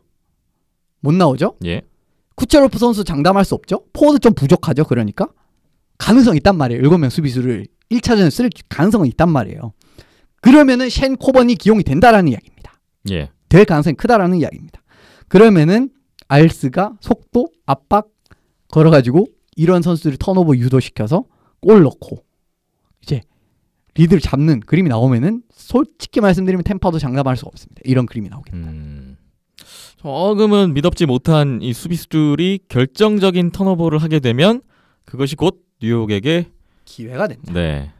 그걸 가장 조심해야 된다는 템파베이 입장에서의 말씀을 먼저 들어봤습니다. 그렇다면 뉴욕 아일랜더스에게 있어서 또 변수 뭐가 있을까요? 지금까지 보여줬던 이런 좋은 경기력이 템파를 상대로 통할지는 솔직히 말씀드리면 잘 모르겠습니다. 지금 뭐 워싱턴, 필라델피아를 깨고 넘어왔는데 예. 맨 처음에 이제 플로리다였나요? 처음에 예선 라운드. 예, 플로리다였죠. 예. 어쨌든 그들보다 훨씬 강한 상대인 템파베이를 만났다는 거죠. 그렇습니다. 네. 사실 아이스가 좀 우위에 설 수 있었던 게 왕성한 활동량이라든지 선수들이 이제 스케이팅 스피드 같은 걸 활용을 해서 상대방보다 진짜 반 스틱에서 한 스틱을 항상 앞섭니다. 경합 상황 같은 게 나오면은. 그런 부분도 그렇고, 그리고 그 다음에 그 속도가 빠르기 때문에 역습 상황이 나오면은 정말 위협적으로 되는 거죠. 예. 그런 부분이 있는데, 또 어떻게 보면은 타이트한 체킹 같은 부분, 그러니까 타이트하게 상대방에 몰아붙이면서 상대방에게 플레이를 100% 전개할 시간을 안 줘요. 그러니까 조금 더 빨리 들어오는 겁니다. 계속 뭔가 한 박자씩 계속 빠른 거예요. 한 박자씩. 그러니까 이게 게임 말리고, 지고 있는데 공격을 서둘러야 되고, 이게 서두르는데 저쪽은 한 템포 더 빠르니까 더 말리고, 이러면서 그냥 못 이겨버리는 겁니다. 상대가. 예. 지금까지 계속 그런 양상이었거든요. 아일랜더스가 이기는 그림이. 근데 템파는 전반적으로 공격진이 다 스케이팅이 빠른 선수들이 많습니다. 조금 이제 필리라든지 그 필라델피아나 워싱턴이랑은 컬러가 많이 달라요. 그렇기 때문에 좀 이전까지 보여줬던 이런 타이트한 압박을 이제 해서 상대방이 100% 전개할 시간을 안 주는 이런 느낌의 압박 전술이 안 통할 수도 있습니다. 예. 이렇게 되면은 생각보다 좀 허무하게 질 수도 있어요. 뉴욕 아일랜더스가. 혹시 그게 안 통했을 때 트로츠 감독의 어떤 다른 수가 있지 않을까요? 그린 감독이 대응을 했듯이. 그렇기에도 이제 선수들이 어떻게 보면은 공격 기대치라든가 그런 부분이 사실 템파 쪽이 우위인 게 사실이거든요. 예.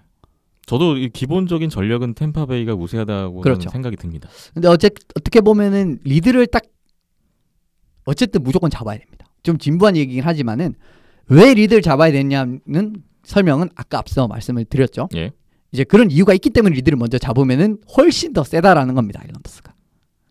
그렇다면 뉴욕 아일랜더스에게 있어서 선제골은 또 그 어느 때보다 중요할 것 같은데,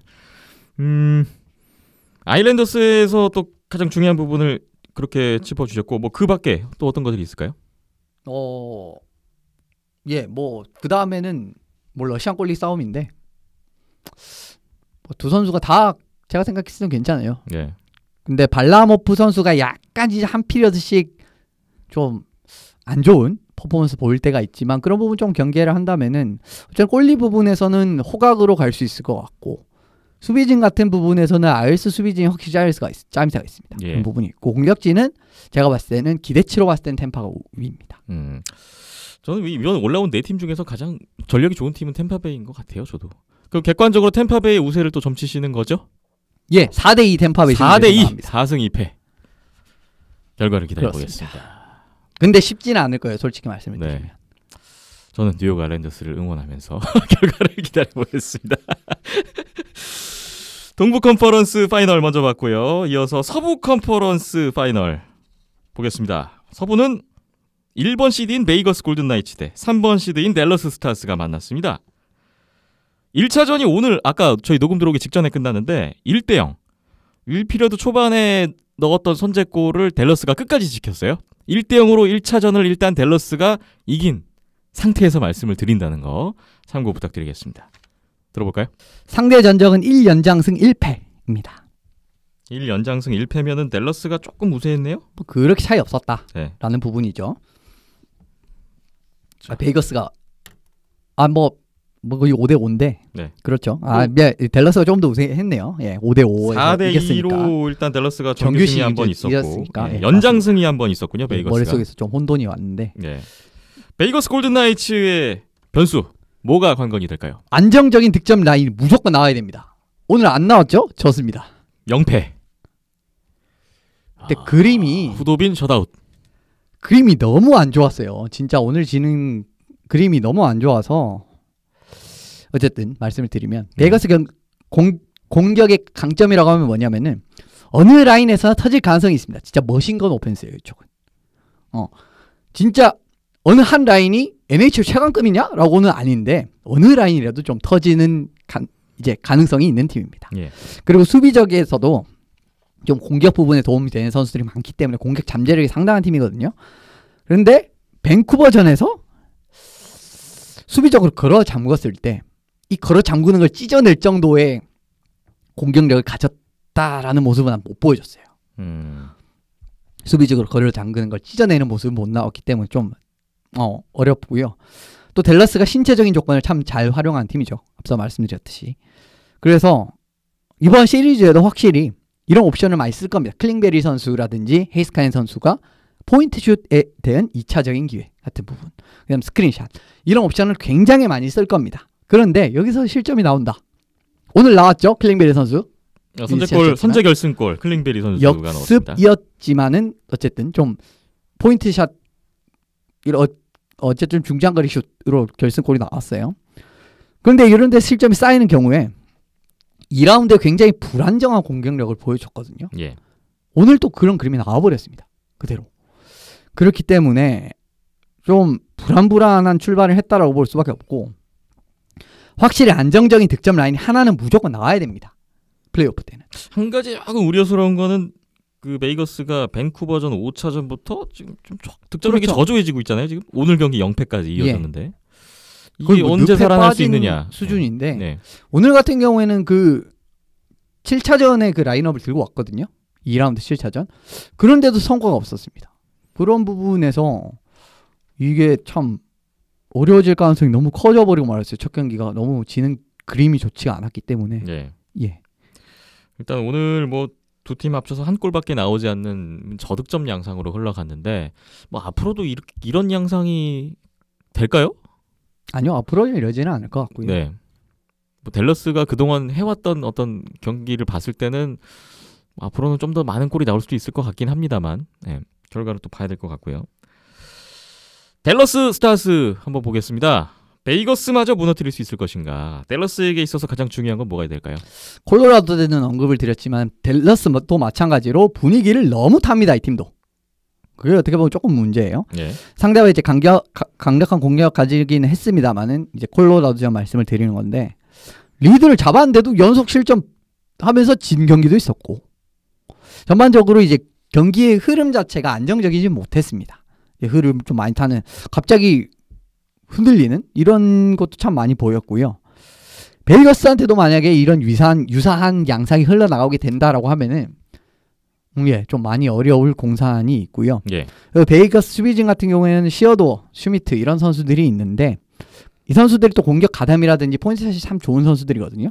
그런데 이제 클링베리, 헤이스카인 선수도 요 두 선수의 지지 않는 활약을 펼쳐주는 게 중요합니다. 예. 근데 오늘 경기를 솔직히 보고 말씀을 드렸을 때는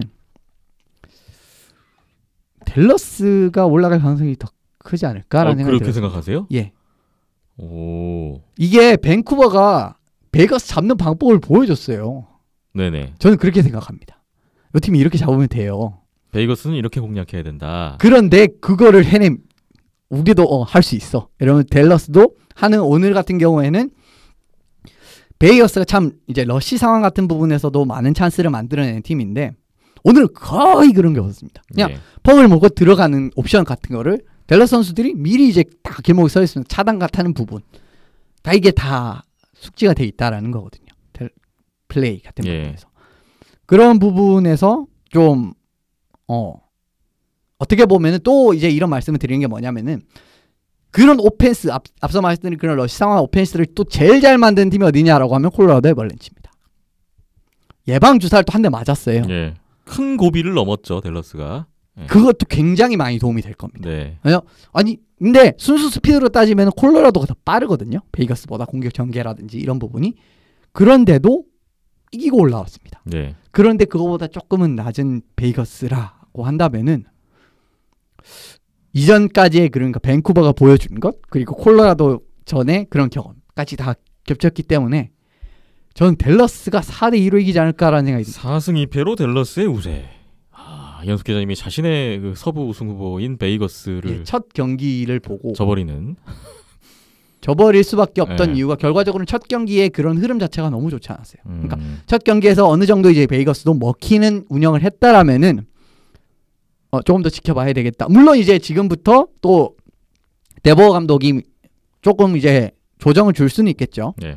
그런데 댈러스가 또 첫 경기를 잡았고 시리즈 리드를 잡았을 때 결과적으로 시리즈 리드를 잡은 쪽은 또 유리한 게 뭐냐면 상대방이 어떠한 전술을 변화를 가져오면은 뭐 그 다음 경기 저도 그 다음 경기에 우리가 또 그 변화에 대한 전술을 가져오면서 리드를 가져올 확률이 크다라는 겁니다. 네. 그런 부분에서 또 저는 또 오늘 결과적으로 댈러스가 이긴 게 좀 크다고 생각을 하기 때문에 아무래도 좀 댈러스가 올라갈 가능성이 좀 더 크지 않을까라는 생각이 들어요. 놀라운 예상입니다. 저는 그 템파베이와 뉴욕 아일랜더스의 시리즈 같은 경우는 전력이 일단 템파베이가 우위라고 생각을 하기 때문에 뉴욕 아일랜더스를 선전을 기원하는 입장에서 그냥 그런 어떤 기대에 입각한 게 좀 큰 반면에 물론 뭐 뉴욕 아일랜더스가 저는 템파베이 상대로도 승산은 있다고 생각합니다. 있습니다. 예. 그래서 기대를 하는 거고 그런 식이라면 여기는 베이거스의 댈러스는 사실 어떤 좀 분위기 자체가 지금 베이거스는 약간 조금 처진 상태에서 올라왔고 댈러스는 다시 한번 위기를 한번 극복하고 정말 죽다 살아나서 또 기세를 탈 수 있는 어떤 계기를 마련하고 올라와 있기 때문에 그게 이번 3라운드 시리즈 초반에 1차전, 2차전에 걸쳐서 계속 이어지지 않을까 그런 생각을 했는데 실제로 1차전 결과가 나왔고 그런 측면에서 저는 2차전 결과가 굉장히 중요할 것 같습니다. 저는 만약에 2차전도 댈러스가 가져간다면 그 분위기 그대로 이번 시리즈 댈러스가 정말 많이 유리해지는 거고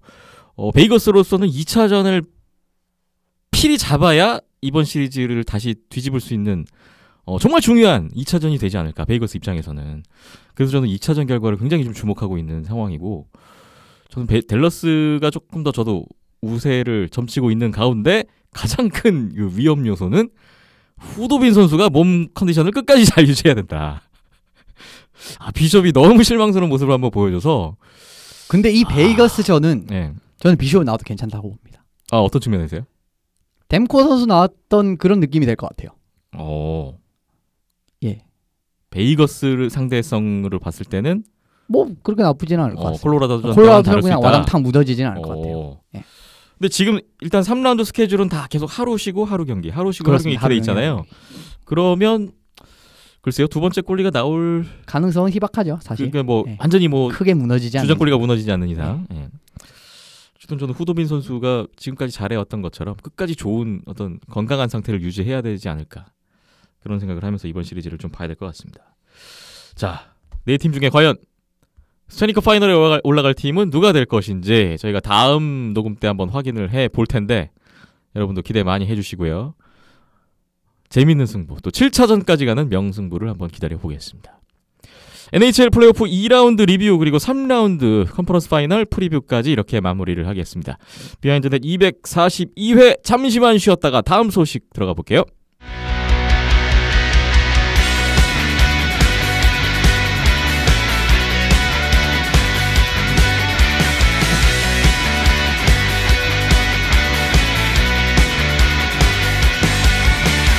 KHL 새 시즌 2020-2021 시즌 개막했습니다. 지난 9월 2일에 체스카 모스크바 대 아크바르스카잔의 개막전을 시작으로 막이 올랐고 오늘 9월 7일이니까 개막 6일차 맞이했습니다. 현재 뭐 이미 팀당 한 두세 경기씩 치른 상황이고요. KHL은 올 시즌 총 23팀이 팀당 정규리그 60경기씩 치르게 되겠고 각 컨퍼런스별로 상위 8팀이 플레이오프에 진출합니다. 긴 여정이 이제 시작이 됐고요. KHL은 역시 유관중 경기를 하더라라는 것을 확인할 수 있었습니다. 심지어 관중 지금 25%가 기본적으로 알고 있는데 네. 아크바르스가 어제부터 50%로 늘린 걸로 알고 있습니다. 그러니까 조금 완화를 했어요. 네. 한 가지 근데 걱정스러운 건 다들 마스크를 안 쓰고 그런 거 없습니다. 러시아 그런 거 하시더라고요. 없습니다. 러시아는 그렇습니다. 네. 이거 좀 비하 발언이 될 수 있는데 그러니까 막 그렇게 나쁜 의미는 아니고요. 근데 네. 러시아는 전반적으로 조금은 마이웨이 기질이 어느 정도는 있거든요. 네. 보시면 뭐 리그도 그렇고 예 그렇습니다. 이번 뭐 어떻게 마스크 안 하는 것도 비슷한 거고. 어쨌든 중요한 건 지난 시즌 플레이오프 하다가 못했잖아요. 예. 그런 일 없이 좀 쭉 갔으면 좋겠습니다. 시즌이 중단 예. 없이. 그렇기 때문에 올해 같은 경우에는 보통은 시즌이 딱 끝나면 바로 이제 그 다음 주 월드 챔피언십 같은 느낌으로 진행을 하거든요. 네. 근데 올해는 3주 텀이 있습니다. 그래서 그래서 조금 이제 뭐 지연 경기라든지 발생할 수 있는데 근데 시작부터 지금 만만치 않아요. 여기도 분위기가 막 요케리트가 디나모 민스크 원정을 안 갔습니다. 지금 디나모 민스크 그 벨라루스가 대통령 그 선거 때문에 시위가 한창 진행되고 있기 때문에 그러니까 코로나 때문이 아니라 안전상을 이유로 안 갔어요. 정치적인 성격의 시위 때문에 예. 핀란드 팀인 요케리트 헬싱키가 디나모 민스크 벨라루스 원정을 가지 않았고요. 몰수패 하나 얻고 시작했습니다. 그냥 승점 2점 가져갔어요. 그렇습니다. 디나모 민스크가. 디나모 민스크 맛있죠 이러면. 네. 예, 어쨌든 그렇다는 거고. 그리고 뭐 중간에 막 그 심판이 코로나 양성 판정이 나와서 그렇습니다. 갑자기 심판이 바뀐 일도 있었잖아요. 예, 그러면서 갑자기 라트비아인 심판이 이제 전 투입. 이 리가랑 파리스 경기였던 걸로 있던 것 같은데 네. 갑자기 뭐 코로나 심판 양성 반응 나와가지고 그 경기 심판들이 다 라트비아인으로 교체가 되는 뭐 요런 것도 있었어요. 근데 뭐 라트비아도 뭐 원래 워낙에 학 강국이고 자국 리그도 있으니까 심판 심판 이제 조달 같은 문제는 없었는데 어쨌든 초반부터 그냥 예사롭지 않습니다. 예. 2020년 뭔 일이 벌어질지 모르겠는 좀 그런 분위기로 출발을 하고 있는 KHL인 것 같습니다. 오늘 이제 개막 첫 주를 맞이해서 이현숙 기자님이 프리뷰 성격인데 오늘 컨셉은 각 디비전별로 이번 시즌에 주목해야 할 팀들로는 어떤 팀들이 있느냐. 뭐 주목하라는 것은 기대가 된다. 뭐 이런 의미 아니겠습니까? 그렇습니다. 네. 딱 그런 의미고 사실 뭐 다 말씀드리고 싶지만은 시간이 예. 없습니다. 총 죄송합니다. 23팀을 다 얘기할 수는 없고. 그렇습니다. 그래서 한 팀만 좀 그래서 찝기 어려운 디비전도 있었어요. 네. 버블 디비전별로 한 팀씩 오늘 총 4팀. 올 시즌에 좀 성과를 낼 만큼 기대가 되는 팀들. 예, 좀 지켜보시면 좋겠다. 네. 라는 팀들을 꼽았습니다. 그런 팀들을 하나씩 오늘 이야기를 해볼까 합니다. 먼저 서부 컨퍼런스 보브로프 디비전을 볼 텐데 보브로프 디비전은 요키리트 헬싱키, 세베르스탈 체레포베츠, 스카 상트페테르부르크, 스파르타크 모스크바, 비티아지 모스크바 리전, 소치까지 총 6팀이 속해 있는 디비전입니다. 조금 고민 이 디비전 제일 고민 많이 했습니다. 어떤 네. 거 뽑을지. 요케리트랑 요 팀 고민을 많이 했는데 자, 보브로프 디비전의 기대주 누굽니까? 비티아지 모스크바입니다. 비티아지 모스크바 리전을 뽑아주셨군요. 지난 회에 한번 잠깐 말씀 주셨어요. 아, 올 시즌 비티아지가 장난이 아니다. 그렇습니다. 라는 말씀을 주셨었고 이미 그 개막 직전에 있었던 모스크바 시장컵에서 전승 우승을 했어요. 전승 우승인데 상대가 스파르타크 디나모 모스크바, 체스카 모스크바 그런 팀 하나도 없었습니다. 다 이겼단 말이죠. 그렇죠. 그리고 나서 개막 첫 경기인 아크바르스를 상대로 그것도 원정 경기에서 4대0 완승. 이게 진짜 말이 안 되는 건데 야 진짜 그 경기 보고 기겁을 했습니다. 정말 와 대단하다라는 생각을 했고요. 네. 물론 어제 넵테이미크 니즈네캄스크 원정에서 3대4로 졌습니다. 예, 1피리어드 3골 결국 극복 못하면서 3대3까지 따라는 갔는데 뭐 그래도 마지막- 따라갔다는 것도 네. 의미가 있다라고 생각을 하실 수 있는 거고요. 네. 저는 좀 주목이 됩니다. 어쨌든 올 시즌 지금 초반에 비티아지 모스크바 리전이 상당히 지난 시즌보다 더 좀 강력해진 모습을 보여주고 있는 것 같아요. 어떤 부분에서 좀 느껴지시나요? 크라베츠 감독의 이제 수비 체제 같은 부분도 올해 여전히 건재하고요. 거기에다가 공백이 별로 느껴지지 않습니다. 선수진을 봤을 때. 마케예프 선수가 빠지면서 생각보다 너무 큰 공백 나온 거 아니냐라고 저는 생각을 했었거든요. 네. 그리고 비발체프 선수도 올해는 빠졌어요. 작년에 거의 2라인 센터 가까이 했었는데 그런데 해당 공백을 덴포스 선수 그리고 뭐 비발체프 선수 자리에는 데르가초프 선수로 영입을 하면서 그냥 아무 공백이 느껴지지 않게끔 메워버렸습니다. 그리고 새로 영입된 선수들 외국인 선수들 테덴비, 훌트스트램 그 다음에 다우가 민시 요 선수들 있죠. 근데 다 기대 이상 활약을 해주고 있고요. 예. 1, 2라인에서 이 선수들이 너무 큰 도움이 되고 있습니다. 그런 부분이 있고 이제 수비적인 컬러를 가지고 버틴 이후에 펀치를 한 방 빵 때리는 게 결과적으로 비타지 하키인데 쇼민을 도와줄 자원이 드디어 추가가 됐습니다. 덴포스죠. 덴포스. 저스틴 덴포스. 외국인 카드인데요. 정말 이 역습으로 이 한 방 찍어내는 게 장난 아닙니다. 이 선수가. 예. 그런 부분에서 예, 팀 컬러를 잘 살리면서 공백을 다 메웠고 더 좋은 모습을 보여줄 수 있는 전력으로 거듭이 났기 때문에 예, 올해 보브로프 디비전 좀 비티아지를 주목하시면 될 것 같습니다. 비티아지 모스크바 리전. 사실 지난 시즌에 비티아지가 시즌 초반 한 중반까지 체스카 모스크바와 함께 서부 컨퍼런스 1, 2위 경쟁을 했었던 팀이었는데 그렇습니다. 첫 달 그냥 어마어마했죠. 예. 근데 끝까지 이어가지 못하긴 했습니다. 중간에 그 이해하기 힘든 트레이드 이후로. 그렇죠. 예. 갑자기 스카에 퍼주다가 근데 올 시즌에도 만약에 뭐 그렇게 될 것인지 일단 초반 분위기는 지난 시즌하고 좀 비슷하게 가는 것 같아요. 그렇죠. 예. 상당히 좋아요. 굉장히 강팀들을 위협할 수 있을 만한 그런 전력을 보여주고 있는 비티아지 모스크바 리전. 서부 컨퍼런스 보브로프 디비전의 기대주로 먼저 살펴봤습니다. 다음 서부 컨퍼런스 타라소프 디비전 볼 텐데 여기는 디나모 모스크바, 디나모 리가, 디나모 민스크, 디나모 이름을 가진 세 팀이 포함되어 있고 여기에 체스카 모스크바, 로코모티프 야로슬라블 6팀이 아니고 5팀이 포함되어 있는 디비전입니다. 예, 올해 불균형 한 팀 빠졌기 때문에 불균형하게 가는 게 서부 쪽으로 불균형하게 갔다라고 말씀을 드릴 거고요. 예. 여기서 뽑은 달달한 디비전입니다. 이게 솔직히 말해서. 달달한 건 무슨 얘기예요? 꿀의 냄새가. 뭐 이게 좀 아, 죄송한 이야기인데. 서로 꿀 빨려고 지금. 그렇죠. 좀 두 그런, 팀 딱 보이시잖아요. 네. 민스크 리가 아무튼 예 그렇다라는 겁니다. 네, 뭐 지난번에 말씀드렸어요. 이제 같은 디비전 내에서는 가장 많은 경기를 하게 돼 있는데 이 디나모 리가와 디나모 민스크가 좀 전통적인 약체 팀으로 꼽히다 보니 물론 올 시즌에 다를 수는 있습니다만 그렇죠. 예. 좀 그런 유리한 점은 있는 디비전이라고 할 수 있겠고 여기서 꼽은 기대주는 누군가요? 로코모티프 야로슬라브입니다. 로코모티프 야로슬랍을 여기도 많이 강해진 느낌을 지금 풍기고 있는 초반인데요. 보겠습니다. 오늘이 사고 9주기인가요? 2011년 9월 7일이었으니까 아 오늘 날짜인가요? 예, 아. 딱 오늘입니다. 그 비행기 사고로 네네. 이제 안 좋은 일이 있었죠. 그렇습니다. 올해 이제 뭐 벌써 시간이 이렇게 됐는데 네. 아무튼 예, 그렇고 올해는 기대해 볼 만한 이유가 뭐냐면은 새로운 감독을 선임을 했고 보강이 진짜 완벽했습니다. 바리스의 이제 스카벨카 감독, 작년까지 바리스 감독을 한 스카벨카 감독을 이제 선임을 했거든요. 예. 감독 자리에. 그리고 좀 바리스에서 쓰던 주축 외국인 선수들을 다 대거 영입을 했어요. 대거까지는 아니고 바리스에서 쓰던 선수들이 영입을 했고 그리고 스카벨카 감독이 지도해봤던 선수도 몇 명 이제 자기가 이제 팀을 데려왔습니다. 옮기면서 같이 데리고 온 거거든요. 그렇습니다.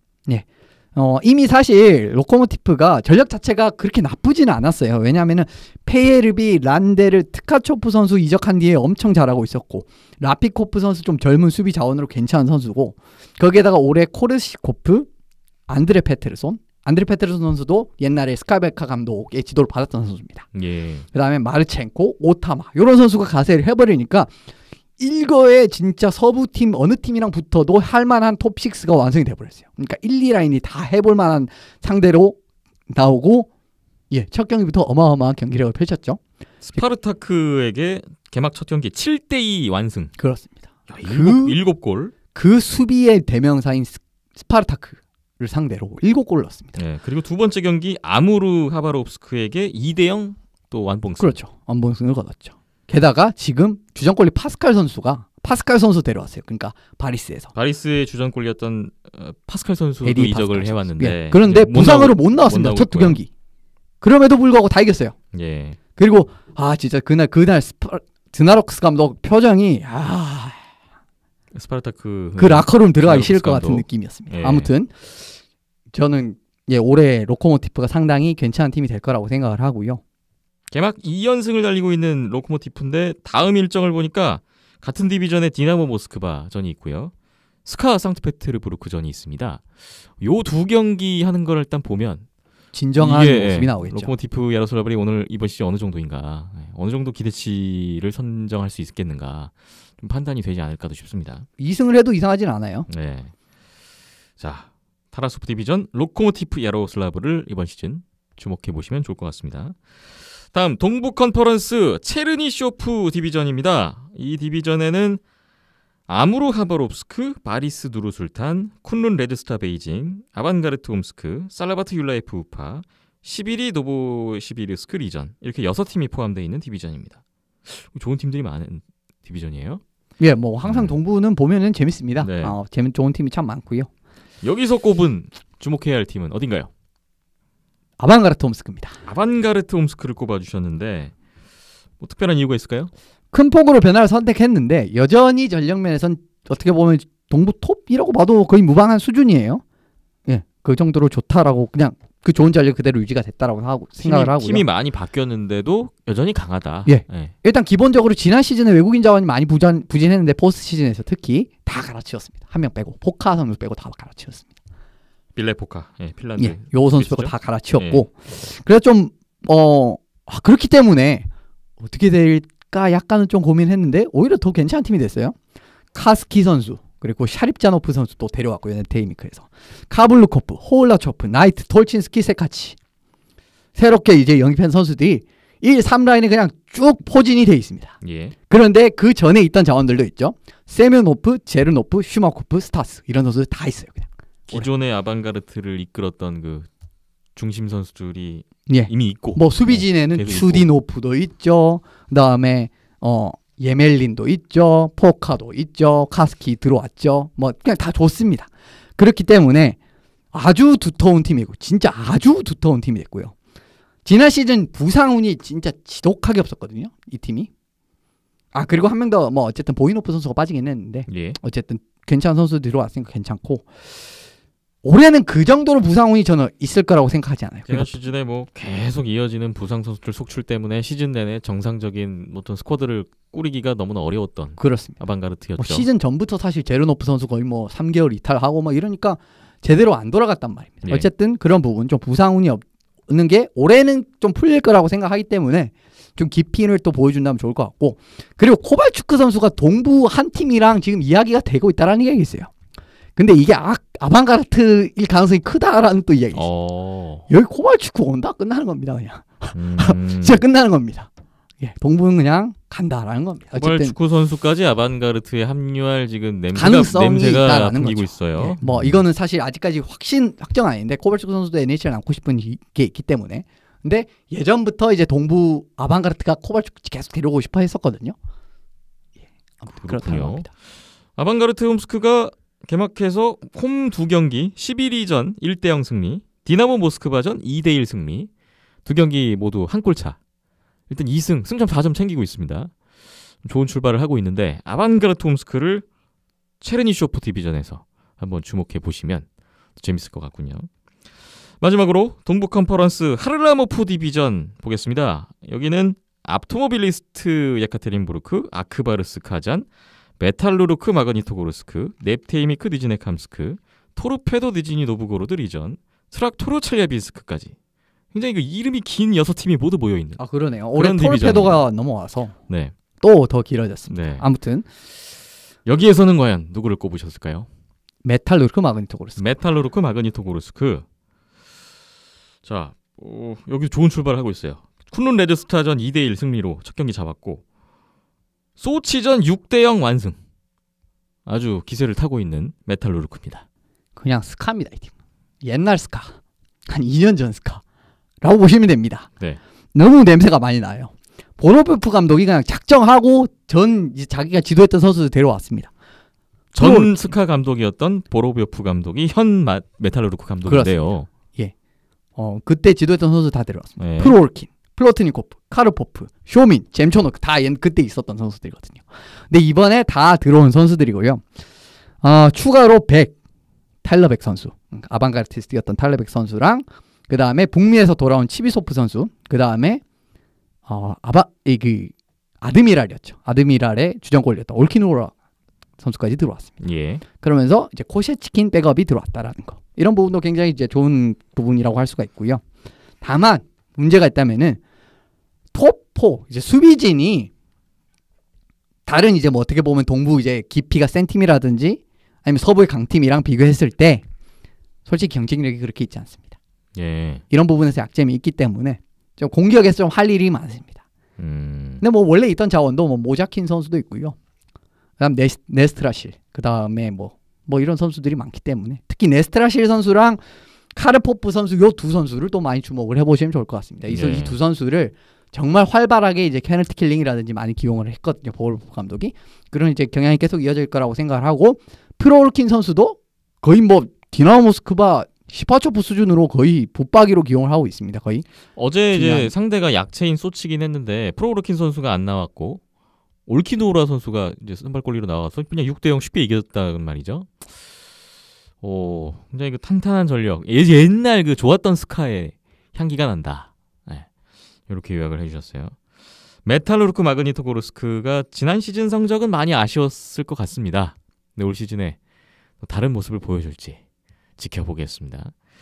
KHL 개막 첫 주를 맞아서 오늘 각 디비전별로 기대가 되는 팀들 한 팀씩 주목해야 할 팀들 살펴봤는데 시즌 이제 시작이니까 많은 경기들이 남아 있고요. 함께 보시면서 이 팀들이 올 시즌에 어떤 행보를 보이는지 함께 눈여겨보도록 하겠습니다.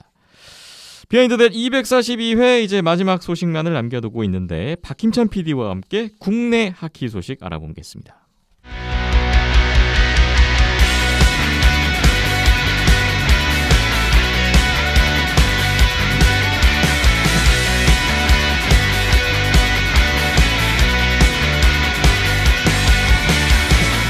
네, 오늘 마지막 소식이고요. 국내 하키 지난 한 2주 동안에 어떤 일들이 있었는지 박힘찬 PD와 함께 알아보겠습니다. 일단 첫 번째로 뭐 어느 정도 예상은 하긴 했는데 어렵지 않았을까 하긴 했는데 공식 발표가 났었죠. 아시아리그 아이스하키 2020-2021 시즌 뭐 원래대로라면 뭐 9월에 개막을 했었어야 되는데 개막을 하지 못하고 있었고 9월 1일 기준으로 결정이 났습니다. 결국 새 시즌 못하는 걸로 시즌 취소 발표가 떴습니다. 예, 2003년 리그 출범 이후로 사상 최초로 이유는 뭐 코로나19로 인해 네, 시즌이 취소되는 결정이 났고요. 뭐 3월에 토너먼트를 할지 말지는 한 12월쯤 가서 결정 논의를 해본다고 하더라고요. 3월에 토너먼트라는 거는 아시아리그 모든 팀들이 모여서 짧게 뭐 이벤트 대회, 토너먼트 대회를 한다는 그렇죠. 거죠. 네, 정규 네. 시즌은 없지만. 네.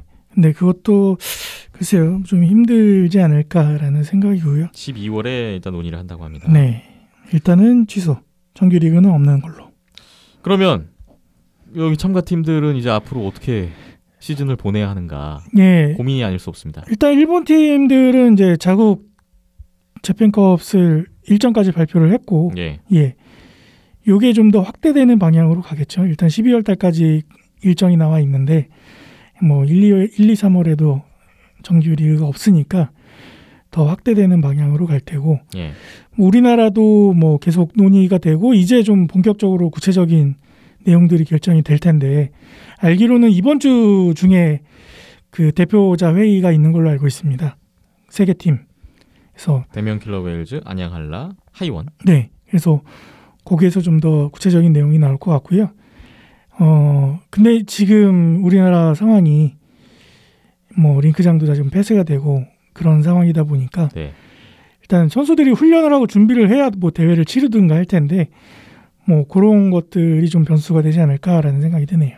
현재 사회적 거리두기 2단계, 2.5단계 연장이 되어 있는 상태고 네. 좀 뭔가 할 수 있는 지금 여건이 잘 안 되고 있는 상황에서 국내 세 팀이 뭐 국내 대회를 준비를 하겠습니다만 현재로서는 뭔가를 진행하기가 좀 어려운 지금 환경인 것 같고요.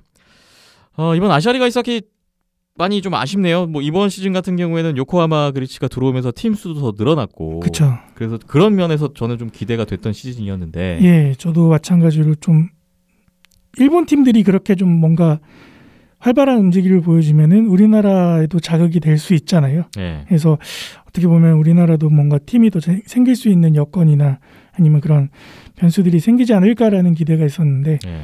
뭐 시즌 자체가 없어져 버려가지고 많이 아쉽게 됐습니다. 예.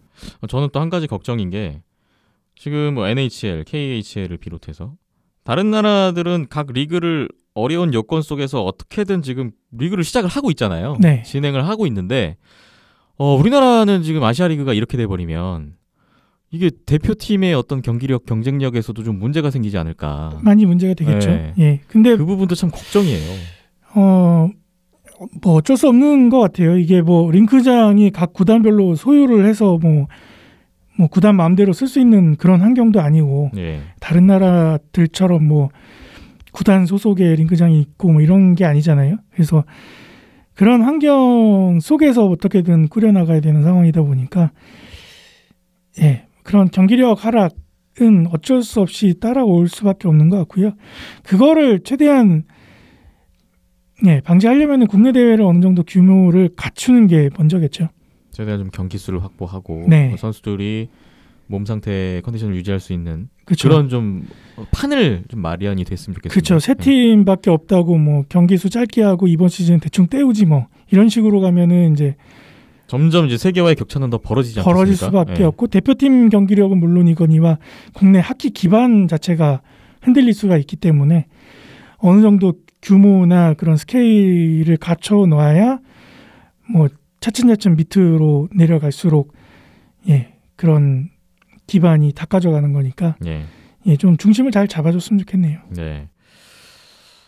어려운 상황입니다. 국내 세 팀 역시 지금 훈련의 차질을 믿고 있고 시즌 준비가 참 만만치 않은 상황인데 이런 가운데 안양 한라가 빙상 훈련을 시작했다는 소식이 들어왔습니다. 예, 뭐 계속 있는 건 아닌 것 같고요. 그 안양 한라 SNS랑 유튜브를 통해서 내용이 소개가 됐죠. 네. 아이스 훈련을 시작했다고. 그리고 어제였나요? 그제였나요? 마르티네 감독님도 한국 들어오셔가지고 2주 자가격리 들어갔다고 하시고요. 아 일단 뭐 네. 외국인이 우리나라로 들어왔으니까요. 오면 네. 다들 그런 절차를 밟으니까요. 예, 그래서 2주 후에 이제 팀 훈련에 합류하시지 않을까 싶고 반면에 이제 대면 같은 경우에는 목동 링크를 쓰고 있는데 최근에 이제 폐쇄가 되면서 각자 홈 트레이닝 하면서 온라인으로 비디오 코칭을 받고 있다고 들었고요. 네. 그다음에 하이원 같은 경우에도 각자 홈 트레이닝 하고 있는 모습을 안현민 감독이 SNS에 올려놨더라고요. 그래서 그걸 보고 하이원도 고양 링크가 지금 닫혀져 있기 때문에 각자 홈 트레이닝을 하면서 준비를 하고 있구나라는 거를 볼 수 있었습니다. 네. 자, 모든 것이 불투명한 현 상황 뭐 어찌되었든 좀 빨리 이 분위기가 좀 진정이 되고 잘 해결이 돼서 우리나라 선수들도 좀 마음껏 훈련하고 경기에 나설 수 있는 그런 그림을 기대해 보겠습니다. 예, 어제 키아라운지 녹화가 있었는데요. 안진희 선수를 게스트로 놓고 이야기를 나눴었는데 네, 오늘 업로드 되죠? 네, 이거보다 먼저 올라오겠네요. 네. 안진희 선수 말로는 이전부터 계속 뭐 체력적으로나 아니면 이런 준비들은 계속 해왔기 때문에 시즌을 들어가는 데에 한 달이면은 충분하다고 하더라고요. 네. 그래서 2, 3주 정도 강하게 아이스 훈련을 갖고 준비를 하면은 뭐 아시아 리그 때처럼의 경기력은 충분히 뽑아낼 수 있으니까 일단은 대회가 만들어지고 경기 수가 많이 늘어나는 게 중요할 것 같다라고 얘기를 했었는데 좀 부디 이번 달 안으로 좋은 국내 대회 소식이 들려왔으면 좋겠습니다. 네, 선수들도 많이 좀 갈증을 느끼고 있을 것 같습니다.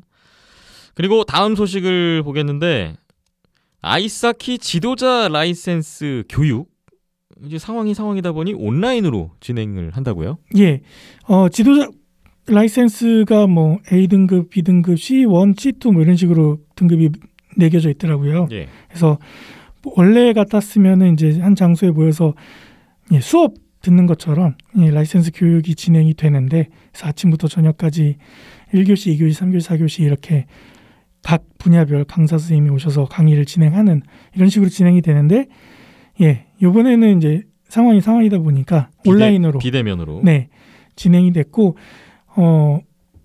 그 참가했던 지도자분들 예비 지도자분들 얘기를 들어보면은 이제 스케줄은 똑같이 아침부터 저녁까지 있고 라이브로 해당 영상을 시청하면서 메신저를 통해서 출석 체크하고 그런 식으로 진행을 했다고 하더라고요. 아 라이브로요? 네. 그래서 단순하게 뭐 하루 몰아놓고 이걸 다 보고 이런 게 아니라 그러니까 정해진 시간에 그 보러 들어가야 되는 거군요. 그렇죠. 네. 그게 안 되면 출석이 안 되는 거고. 그렇죠. 그래서 뭐 굉장히 준비를 잘 해서 진행을 했다고 들었고요. 네. 그렇습니다. 근데 여기에 박임찬 PD님이 참여를 하셨다면서요. 네, 이게 중요한 거죠. 이걸 얘기하려고 지금 이 소식을 갖고 오신 거 아니겠습니까? 저도 이제 지지난달이 뭐 그 전부터 얘기는 있었는데 준비하시는 준비위원회 쪽에서 한번 이제 제가 하키 영상을 찍다 보니까 최근에 이제 각 팀별로 그런 하키 영상을 활용해서 지도를 하는 방법들이 굉장히 많아지고 있잖아요. 다양해지고 대중화도 많이 됐고요. 그래서 굉장히 기본적인 부분부터 해서 예비 지도자분들께 소개를 해드리면 어떨까 싶어서 저한테 부탁을 하셨고 저도 준비를 해서 영상을 만들어서 뭔가 강의한다라는 느낌보다는 영상을 만든다라는 느낌으로 근데 어쨌든 강사로 나서신 거잖아요. 그렇죠. 박김찬 강사님의 그 주된 그 커리큘럼 강의 내용은 뭐였나요? 그러니까 앞서 말씀드린 것처럼 하키 영상 찍고 어떻게 편집하는가, 그래서 어떻게 활용을 하키에서 영상 자료를 어떻게 활용할 수 있는가? 그렇죠. 그래서 뭐 본인이 지도하고 있는 팀 선수들의 경기 장면을 어떻게 찍고 어떤 장비들을 활용하고 또 어떻게 편집을 할 수 있는가 이런 것들을 좀 기초적인 단계 레벨에서 소개를 시켜드렸고요. C1, C2 레벨의 강의가 나갔습니다. 이번에 들리는 얘기로는 현역 선수들도 많이 이번 교육 참가를 했다고 들었는데 주변 좀 알고 있는 선수들도 많이 했다라는 거를 볼 수 있었고 네. SNS를 통해서. 그리고 이제 어제 키아 라운지 녹화할 때도 안진희 선수도 C레벨 라이센스 수업을 받았다고 하더라고요. 그래서 네.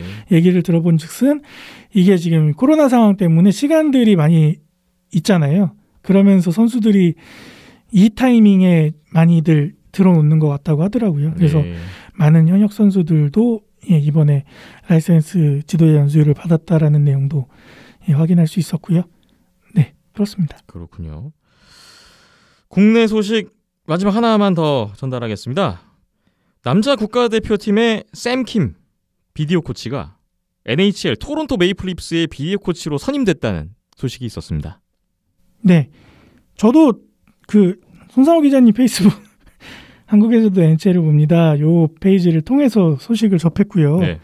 예, 굉장히 놀라운 소식 내용이죠. 그래서 한국계 코치로는 처음으로 예. NHL 토론토 메이플 립스 비디오 코치로 들어갔다라는 내용이 굉장히 놀라워서 한번 같이 또 한 번 더 소개를 드리고자 가져왔습니다. 그 저희가 이제 그 비디오 영상 자료 박희철 PD님이 강의하신 그 내용의 이제 연장선상에서 이 소식을 전달하고 있는데 그만큼 하키에서 비디오가 중요하다. 네. 근데 지금 이제 경기 영상이 중요하다. 대표팀에서 쓰는 이 영상은 제가 하는 것보다 훨씬 더 높은 레벨의 뭐 물론 그렇겠죠. 프로그램도 다르고 저도 접해봤거든요. 네. 근데 굉장히 어렵더라고요. 손도 많이 가고. 확실히 이제 하키 공부를 많이 해야 되는. 그래서 그때 당시에도 저도 그때 하키 공부 여태까지 내가 한 건 한 게 아니었구나 라는 생각으로 그 이후부터 열심히 공부를 하고 있는데 아직까지 많이 모자라고요. 굉장히 수준 높은 프로그램과 지식이 있어야 되기 때문에 뭐 그런 능력이 있으니까 이런 그렇죠. NHL의 이런 명문 구단에 코치로 선임이 됐겠죠. 그러니까요. 그래서 조만간 키아 라운지를 통해서 한번 샘킴 코치와 연락을 해서 계획이 예. 있군요. 어제 그 얘기 잠깐 나왔었는데 아마 진행이 되지 않을까 싶고요. 네. 좀 요런 케이스들이 많이 생겨서 뭐 비디오 코치뿐만 아니라 코치든 선수든 좀 더 그런 큰 무대에 발을 담그는 분들이 많이 나왔으면 좋겠습니다. 우리나라 남자 대표팀의 성장에 기여했던 샘킴 코치가 이제 토론토 메이플 립스에서 또 더 높은 수준의 그런 또 자신의 능력을 보여주기를 맹활약해 주기를 또 샘킴 코치를 응원해 보겠습니다. 네. 여기까지 해서 국내 소식 마무리를 해야 될 것 같고요. 짧네요.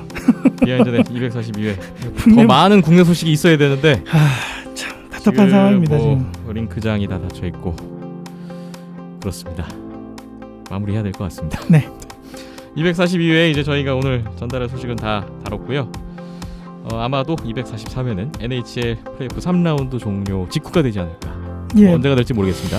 뭐 한 4대0, 4대1이면 다음 주가 될 거고요. 네. 그게 아니고 7차전까지 가면은 또 치열해지면 2주 후에 되겠네요. 그렇게 될 것 같습니다. 자, 오늘도 끝까지 함께해 주셔서 대단히 감사드리겠고요. 지금까지 박힘찬 PD, 이현섭 기자, 저는 김태범이었습니다. 243회로 돌아오겠습니다. 여러분 고맙습니다.